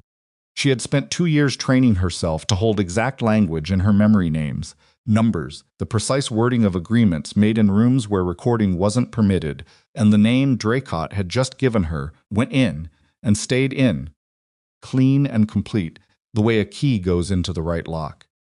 Tae-hyun did not react visibly. She had expected that. What she had not expected was the particular quality of his stillness, which was different from his operational stillness, different from the calculated composure she'd learned to read over 2 years. This was something older. This was a man who had known the name was coming and had been waiting for the confirmation the way you wait for a diagnosis you already believe. He had known, or suspected, and had not told her she filed that. Not for now, for later when there was a later. Say it again, she said to Draycott. Clearly, Draycott looked at the table.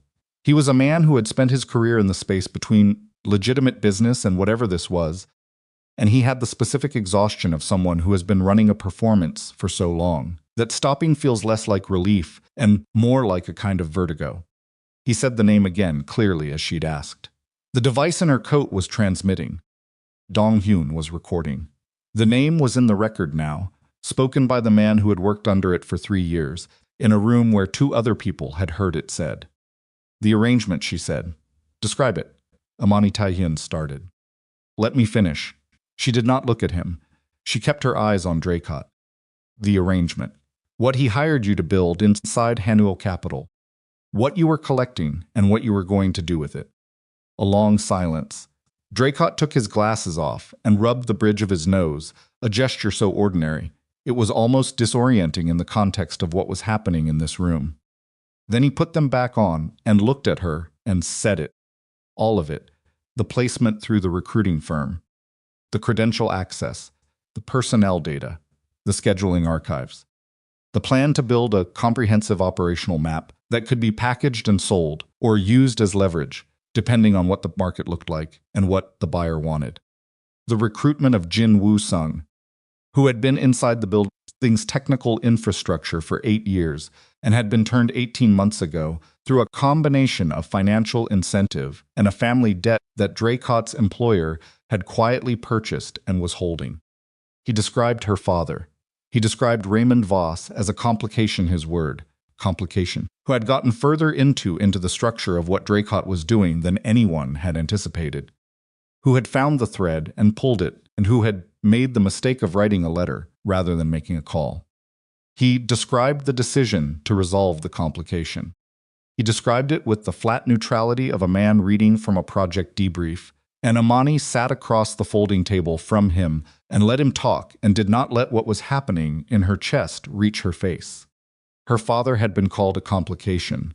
Her father, a sound like green wood splitting, who had coached Marcus's Little League team and who had made terrible pancakes every Saturday morning, and who had read every book she ever recommended, and who had written a scared letter in fast handwriting trying to protect his family he had been.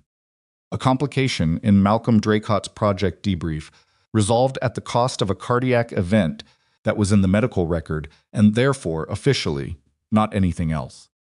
When Draycott finished, the room was quiet. Tae-hyun said, "The man you work for." "Where is he?" "New York," Draycott said. "He doesn't travel for this kind of work. He travels for other kinds. He has a place in Geneva, one in Hong Kong. He's in New York until February." "Does he know this meeting is happening?" Draycott paused. "He knows I was managing a complication. He doesn't know the specifics of tonight. Then he doesn't know you just said his name in a recorded room." A longer pause. "No." Tae-hyun nodded once, slowly the nod of a man closing an account. Dong-hyun, he said, toward the air, toward the transmitting device, and Imani understood he had known all along that the jammer had dropped and the feed was live. You have everything. Dong-hyun's voice came back thin and clear through Tae-hyun's phone, which he had apparently switched to speaker at some point, without her noticing. Everything. Send the package to the 3 addresses we discussed. Already moving. Tae-hyun looked at Draycott. There are 3 federal investigators who are going to receive a documented package in the next 40 minutes. Not a tip, not an anonymous filing. A complete evidentiary package, the access logs, the personnel queries, the credential irregularities, the transmission records, the letter from your own handwriting describing my associate's father as a problem to be resolved, and a clean audio recording of the last 7 minutes of this conversation, including the name you just said twice. He paused. This is not mafia justice. I want to be clear about that. I am not going to touch you, Mr. Draycott, and I am not going to touch the man whose name you gave me. That is not how this ends. Draycott stared at him. This ends, Tae-hyun said, with you walking out of this building and going somewhere. You feel safe and waiting for the federal investigators to find you, which they will do before the end of this week. And it ends with the man in New York receiving a copy of this recording through a channel that will reach him before any law enforcement does, so that he understands exactly what the evidentiary record contains and has the opportunity to make his own decisions about how to proceed. He looked at Draycott steadily. The people whose names appear in that record will not have a comfortable experience, but they will have due process, which is more than Imani Voss had. The last sentence landed in the room with the weight of something that had been held for a long time before being set down. Draycott looked at Imani. She met his gaze. There was nothing she wanted to say to him that would be useful. There were things she wanted to say that were true and human and useless, things about her father's terrible pancakes and the Little League team and the way Imani Voss had laughed, which was too loud and from the belly, and had embarrassed her when she was 15 and which she would spend significant portions of her remaining life to hear one more time. She did not say any of those things. She held his gaze until he looked away, and then she stood up and picked up the folder from the table and put it back in her coat. The debt, she said. My father's supposed debt to your employer. I want documentation that it was fabricated, in writing signed, before you leave this building. Draycott blinked. You have a phone, she said, and you have the number of the person who created it. Call him now. Tell him you need a written retraction of the debt obligations assigned to the estate of Imani Voss. He'll understand why when he gets the recording. She looked at him evenly. Make the call. He made the call. It took 11 minutes.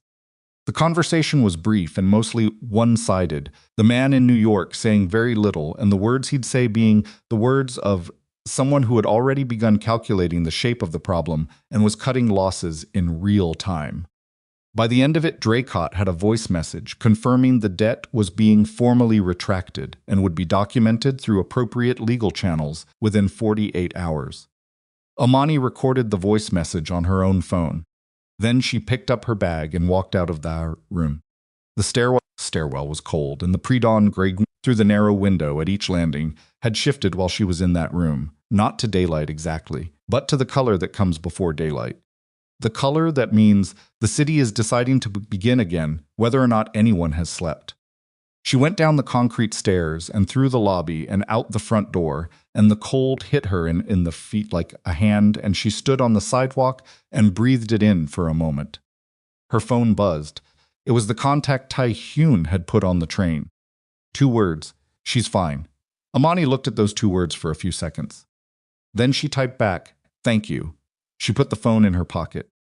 She was standing there, looking at the street, when Tae-hyun came out behind her. She heard him knew his footsteps, so always, and didn't turn around. You came in, she said. Yes. I didn't signal. No. We agreed. We agreed you would signal if it went wrong, he said. It went wrong when the jammer went on. I wasn't going to wait for a word. She turned around. He was standing a few feet away, hands in his coat pockets, the gray light making him look like a version of himself that hadn't finished assembling for the day yet. The version before the chairman's suit, Again, the controlled boardroom face, and all the other surfaces he maintained between himself and the rooms he walked into. I had it, she said. I know you did. Then why? Because I couldn't stand outside that building, knowing the feed was dead and not knowing if he stopped. He looked at the street for a moment, and there it was again, the thing that crossed his face when he ran out of architecture to put in front of it. I couldn't stand outside, he said. Simpler. Just that. She looked at him. She was angry, and she was exhausted, and she was standing on a sidewalk in Bridgeport at 6 a.m., having just listened to a man describe her father's death in project management language. And standing in front of her was a man who had walked through a door without being asked because he couldn't stand outside anymore, and she did not know what to do with any of that. You said you had something to tell me, she said. About my father. About what you knew. His jaw tightened. Not here now, she said. Tell me now. He looked at her for a long moment. Then he looked at the street, and she understood that he was not stalling. He was choosing the version of the truth that was complete rather than the version that was easier, and that choosing took him a moment. I knew Raymond Voss had made a connection to KMG infrastructure, he said. Not specifically, not his name, not the letter he wrote. But approximately 18 months before he died, one of my people flagged an external inquiry that had gotten close enough to our holding company structure to be notable. The inquiry was traced to a small financial consultant firm on the north side and assessed as low-level, probably accidental someone who had followed a paper trail further than expected and hadn't understood what they'd found. He paused. We closed the exposure, changed some documentation, made the trail harder to follow. She was very still. We didn't investigate the firm, he said. We didn't look into who was asking. We assessed it as not a threat and we moved on. He looked at her. If we had investigated, we would have found your father. We would have found Draycott inside the firm. We would have found 4 years earlier exactly what we spent the last 48 hours uncovering. He held her gaze. I don't know if that would have changed what happened to Raymond. I don't know if I can make a claim about that with any honesty. But I know that we had the thread and we didn't pull it, and you deserve to know that. The cold was very present. She was aware of every part of it, her hands, her face, the thin coat she'd been wearing since yesterday morning. You didn't know him, she said. No. You didn't know anyone was in danger. No. But you had the information and didn't use it. Yes. She looked at him. She held the full weight of what he'd said and let herself feel the shape of it, not accusation, not absolution, just the shape of it, the way a thing sits when you've stopped trying to decide what it means and are just letting it be what it is. A sound like green wood splitting. Her father and a thread that Tae-hyun's organization had found and decided wasn't worth pulling, and then Draycott had pulled it for them from the other direction, with results that had taken 4 years to finish landing. She could be angry at Tae-hyun for that. There was a version of this moment where she was angry. She was too tired to access that version right now. Okay, she said. He looked at her. Okay? Okay means I heard you. It doesn't mean I've decided how I feel about it. She looked at the street. It means we can go. They were back at Hanwell Crown Tower by 7:15. Celestine Voss's train arrived in Milwaukee at 7:42. Imani called her from the 38th floor guest suite, sitting on the edge of the bed in the same position she'd been sitting in the first morning, and told her everything in the order it needed to be told: the calls, the tracking, the storage unit, the meeting 2 hours ago, the debt retraction. She told it plainly and without softening the parts that were hard. Her mother was quiet for a long time after, the quiet of someone who has already suspected more than they let on and is now receiving confirmation. Your father, Celestine said finally. Yes, he knew. He figured out enough. He was trying to protect you. Another silence. He was always trying to protect everyone from information they could have actually used. The way she said it was not anger, exactly. It was the weary tenderness of a woman who had spent 30 years loving a man who had a specific flaw and had never quite figured out how to fix it. That was the thing about Raymond. He thought carrying it alone was the same as protecting you from it. Imani looked at the window. At the city, properly light now, the morning in full operation, the lake visible in the distance, gray-blue and enormous. He wasn't wrong about Draycott, she said. He found the right thread. He just Wrote a letter instead of picking up the phone, Celestine said. Yes, that sounds exactly like him. A pause. Are you safe? Yes. Are you actually safe or are you saying yes, so I don't worry? Both, Imani said. I'm actually safe, and I'm saying yes, so you don't worry. Her mother made a sound that was something between a laugh and a sigh. Come see me when this is finished. I will, Imani. Yeah. You are not your father's mistakes. I told you that before. I know. I'm telling you again because you're going to sit in that room and go over everything you could have done differently for the next week. And I want you to remember, you ended it. He started it, and you ended it, and those are not the same amount of credit. Imani pressed her lips together hard. Okay, Mama. Go sleep. I will. She ended the call and sat with the phone in her hands for a while, looking at nothing, and let herself have 60 seconds of not being composed about any of it. Then she lay back on the bed and looked at the ceiling, and 3 minutes later she was asleep. She slept for 9 hours. When she woke up, it was mid-afternoon, gray winter light through the windows, the city below in its afternoon configuration. She lay still for a moment and ran through what she knew, the way she always ran through things when she first woke: inventory, status, outstanding items. The evidentiary package. The federal investigators, who had by now received and presumably begun processing what Dong-hyun had sent. The debt retraction. Marcus, who she needed to call. The name Draycott had given them, which was now in a federal record and also the possession of the man it belonged to, who was sitting in New York understanding the shape of his problem. Jin Woo-sung, who was on a plane somewhere, and would be found eventually by people whose job it was to find people. Draycott himself, who had walked out of the building on the south side at 6:15 a.m. into a city that was going to look very different to him in a few days. She sat up. On the kitchen counter of the guest suite, someone had left coffee and a covered plate. She didn't know when it had arrived. She ate at the kitchen table and looked at her phone and called Marcus. He answered immediately, which meant he'd been waiting. Mani, what's going on? I know. I'm sorry. Let me talk, and then you can ask everything, she told him. Less detail than she'd given her. Mother Marcus was 24, and he processed things differently. He needed the structure before the texture, but enough. The debt, the documentation, the meeting this morning, the retraction. When she finished, Marcus was quiet for a moment. Then someone called me about Dad's files. I know. Do you have them, the files? Yes. Are they? He stopped. Started again. Is there stuff in there about how he died? She thought about the letter. The last page. Draycott's handwriting describing Raymond Voss as a complication to be resolved. She thought about what Marcus was 24 and what would do to him to have that particular knowledge and what it would not do for him. She also thought about what her mother had said, about Raymond carrying things alone. There's documentation, she said carefully, that suggests his death was not uncomplicated. That information is now in the hands of federal investigators who will determine what can be established and what can be proven and what the appropriate response is. She paused. I'm not going to tell you more than that right now because I don't know what they're going to find and I don't want to give you conclusions that haven't been verified. But I'm not going to pretend there's nothing there. A long silence. Okay, Marcus said. His voice was different than it had been at the start of the call, older. Somehow, the way a voice gets when someone receives information that requires them to be older than they were 2 minutes ago. Okay, thanks for telling me. I'm sorry I didn't tell you sooner. You were managing it. I was carrying it alone, she said. There's a difference. I've been told. She heard him breathe. Are you actually okay? I'm working on it.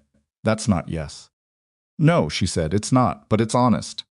3 days later, the first federal contact came. It was not dramatic. It was a phone call, from a number she'd been told to expect, from an investigator whose name she'd been given in advance, and it lasted 40 minutes, and was primarily procedural, verifying the documentation, establishing her availability for a formal interview, explaining the process by which the evidentiary package would be reviewed and assessed for the categories of potential charges it might support. The investigator was professional and thorough, and did not say anything that suggested the package was insufficient. She said nothing that suggested it was sufficient either. She said the words ongoing and preliminary 17 times combined, which Imani counted, And once she said the phrase, "This is going to take time," in a way that made clear she meant months, not weeks. Imani told her. She understood.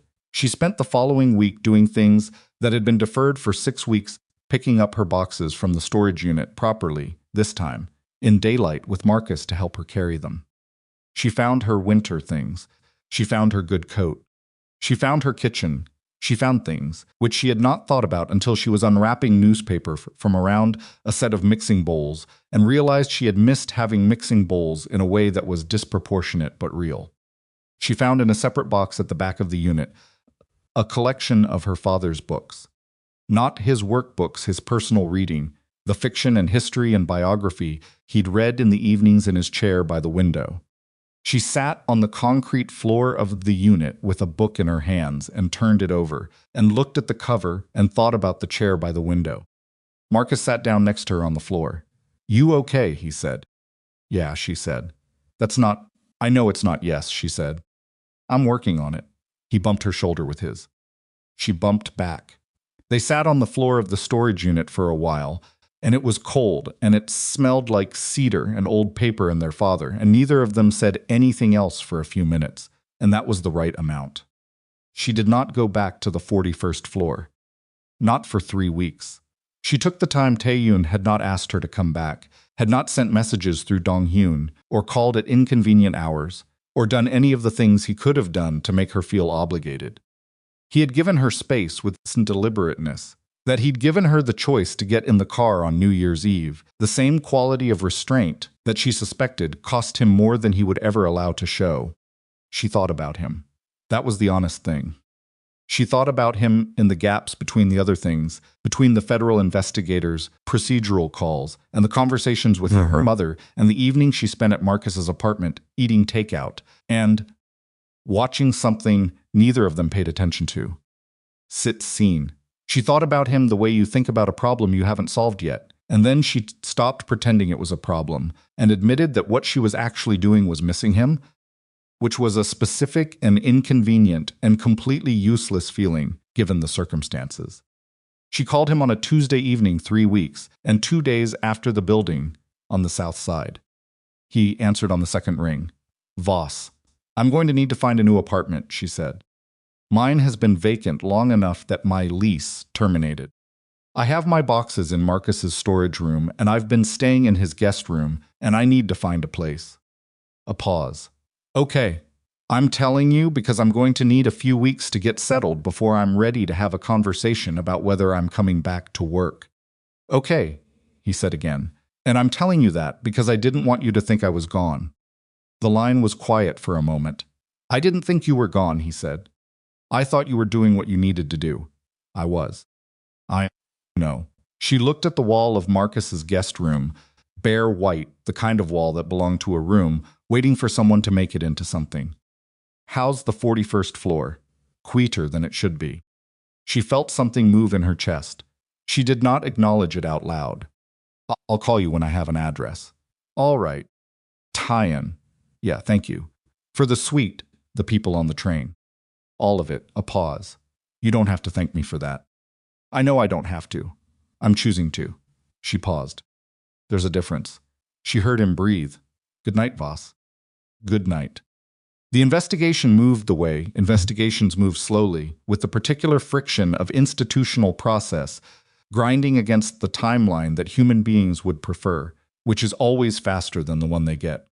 The federal case around Draycott and the man whose name he had given them accumulated documentation and interviews and cross-jurisdictional cooperation over a period of months, during which Imani was interviewed 4 times, provided supplementary documentation twice, and was told on 3 separate occasions that the process was progressing in a way they could not specify further at this time. The debt against her father's estate was formally retracted in writing 43 days after the morning in Bridgeport. The document came through a law firm, routed through 2 layers of intermediary, and when it arrived, it was 3 pages of dense legal language that resolved to a single essential fact. The obligation did not exist and had never legally existed, and was formally abandoned in its entirety. She framed it. Not ironically actually framed it, in a simple black frame, and put it on the wall of the new apartment she found in Ukrainian village in late February. It looked strange there, among the other things on the wall, this legal document next to a photograph and a print she'd had for years. But she wanted to be able to see it. She wanted it to be a thing that existed in the physical world, in a frame on a wall, rather than a digital file she might forget to look at. Her mother visited in March. Celestine Voss walked into the new apartment, looked at the framed document on the wall, said good in the specific way that meant she had already grieved the thing it represented and was now done grieving it, and then asked if there was coffee. There was coffee. They sat at the kitchen table and talked for 2 hours, the long kind of talking that families do, when they've been through something together and are now on the other side of it, and are still figuring out what the other side looks like. Raymond Voss came up, which was not unusual. He always came up, but differently than before. Less careful, less avoidance of the hard edges. Her mother said, "He would have liked knowing you finished it." "I know," Imani said.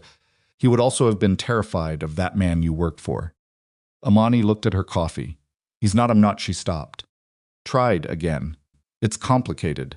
Celestine looked at her daughter with the specific look of a woman who has been reading her daughter's face for 28 years and finds it, in this moment, entirely legible.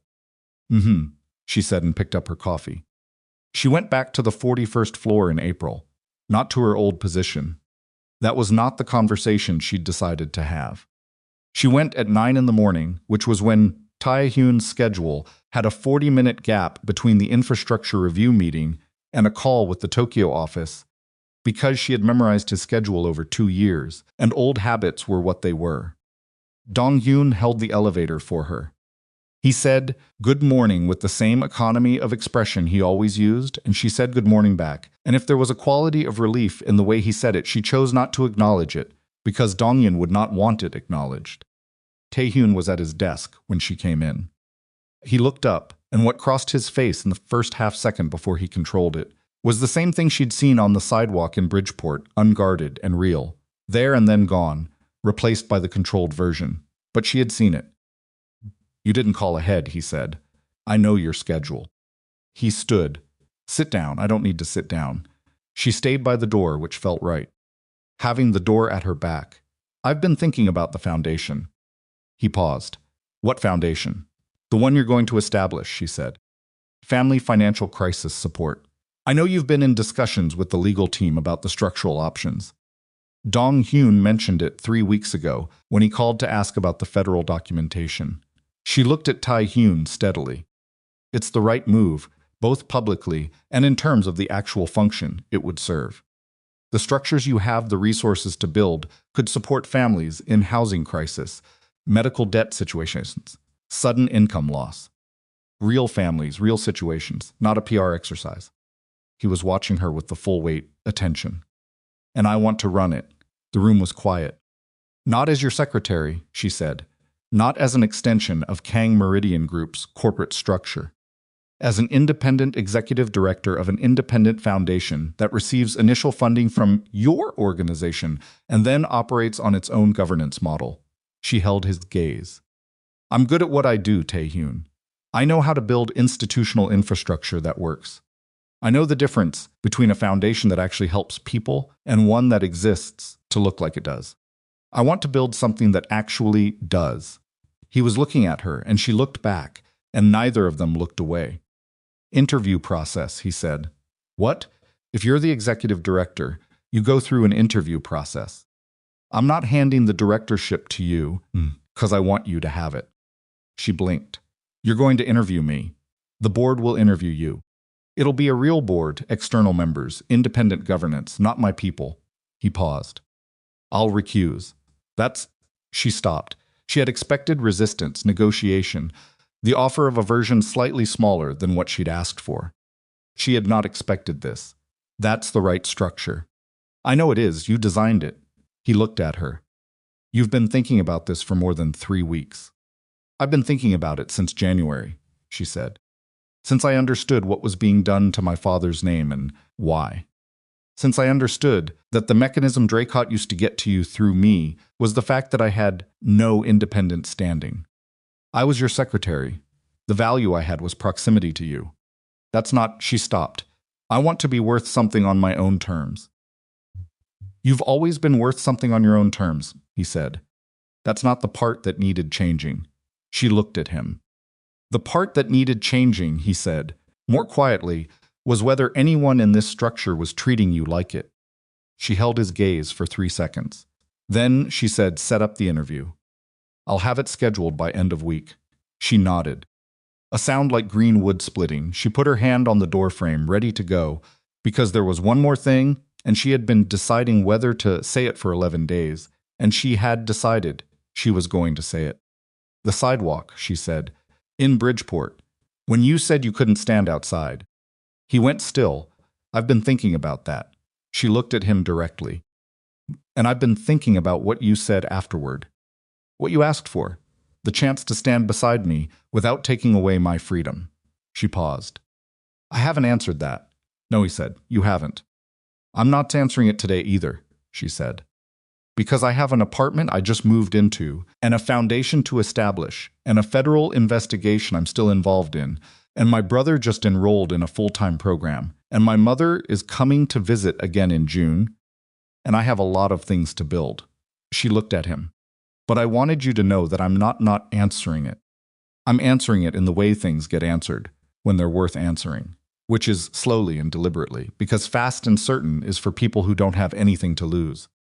Something moved through his expression, not relief exactly, not warmth exactly, but the specific settling of a man who has been holding a tension in his body for a long time and has just been given permission to hold it differently. Okay, he said. Okay, she left.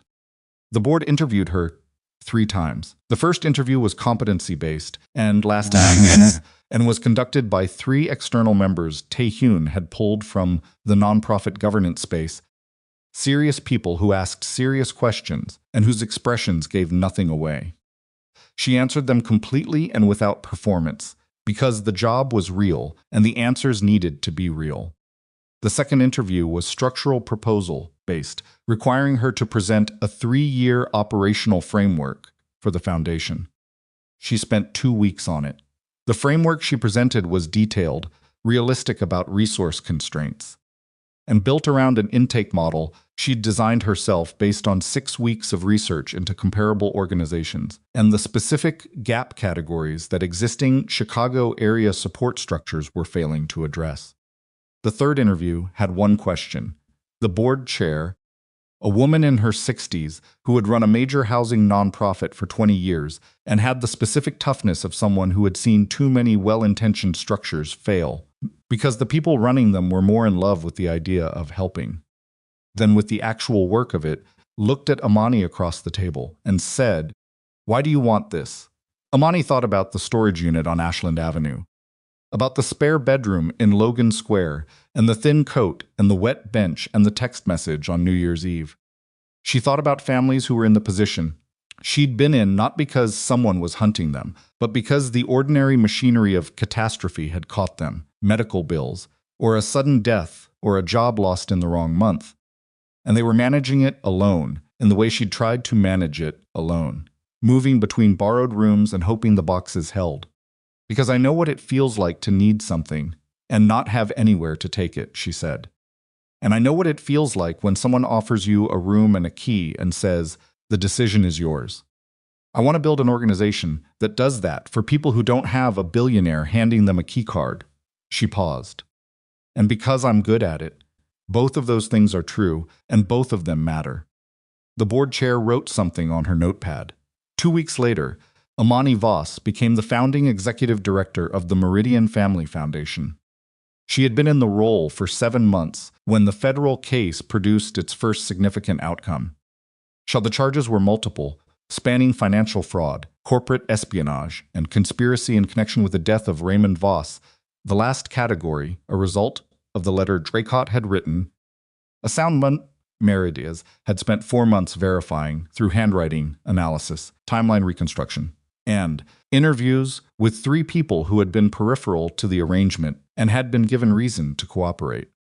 The man in New York, whose name was now in the public record as the result of an indictment, hired a legal team that cost more per hour than Imani's monthly salary, and began the long process of fighting a case that was, the federal investigator told her in their last call, structurally solid in a way that cases like this rarely were. Because of the documentation, the investigator said. Because of 6 weeks of documentation and a storage unit, Imani said. Yes, the investigator said. Exactly. Draycott cooperated in exchange for sentencing considerations.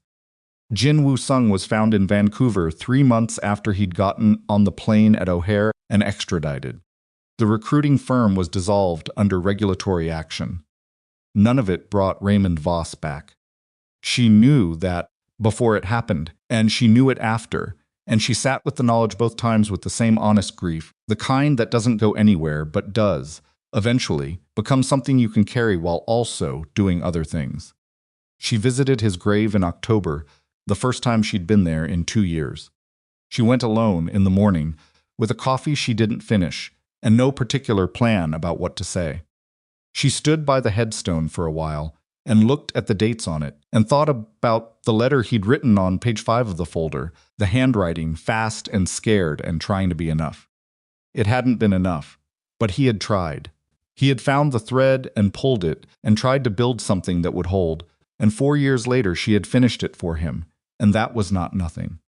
She drove back to the city and went to the foundation offices, and worked until 6. The following New Year's Eve, Hanul Crown Tower's annual celebration was the same as it had always been, the same 40 floors of corporate performance, the same waitstaff with the same flutes, the same view of the city going dark and then exploding with light at midnight. Imani went this time not as a secretary but as a guest, which felt strange in the particular way that things feel strange when you've spent a long time being one kind of person in a place, and then you are a different kind of person in the same place, and your body hasn't fully updated the information.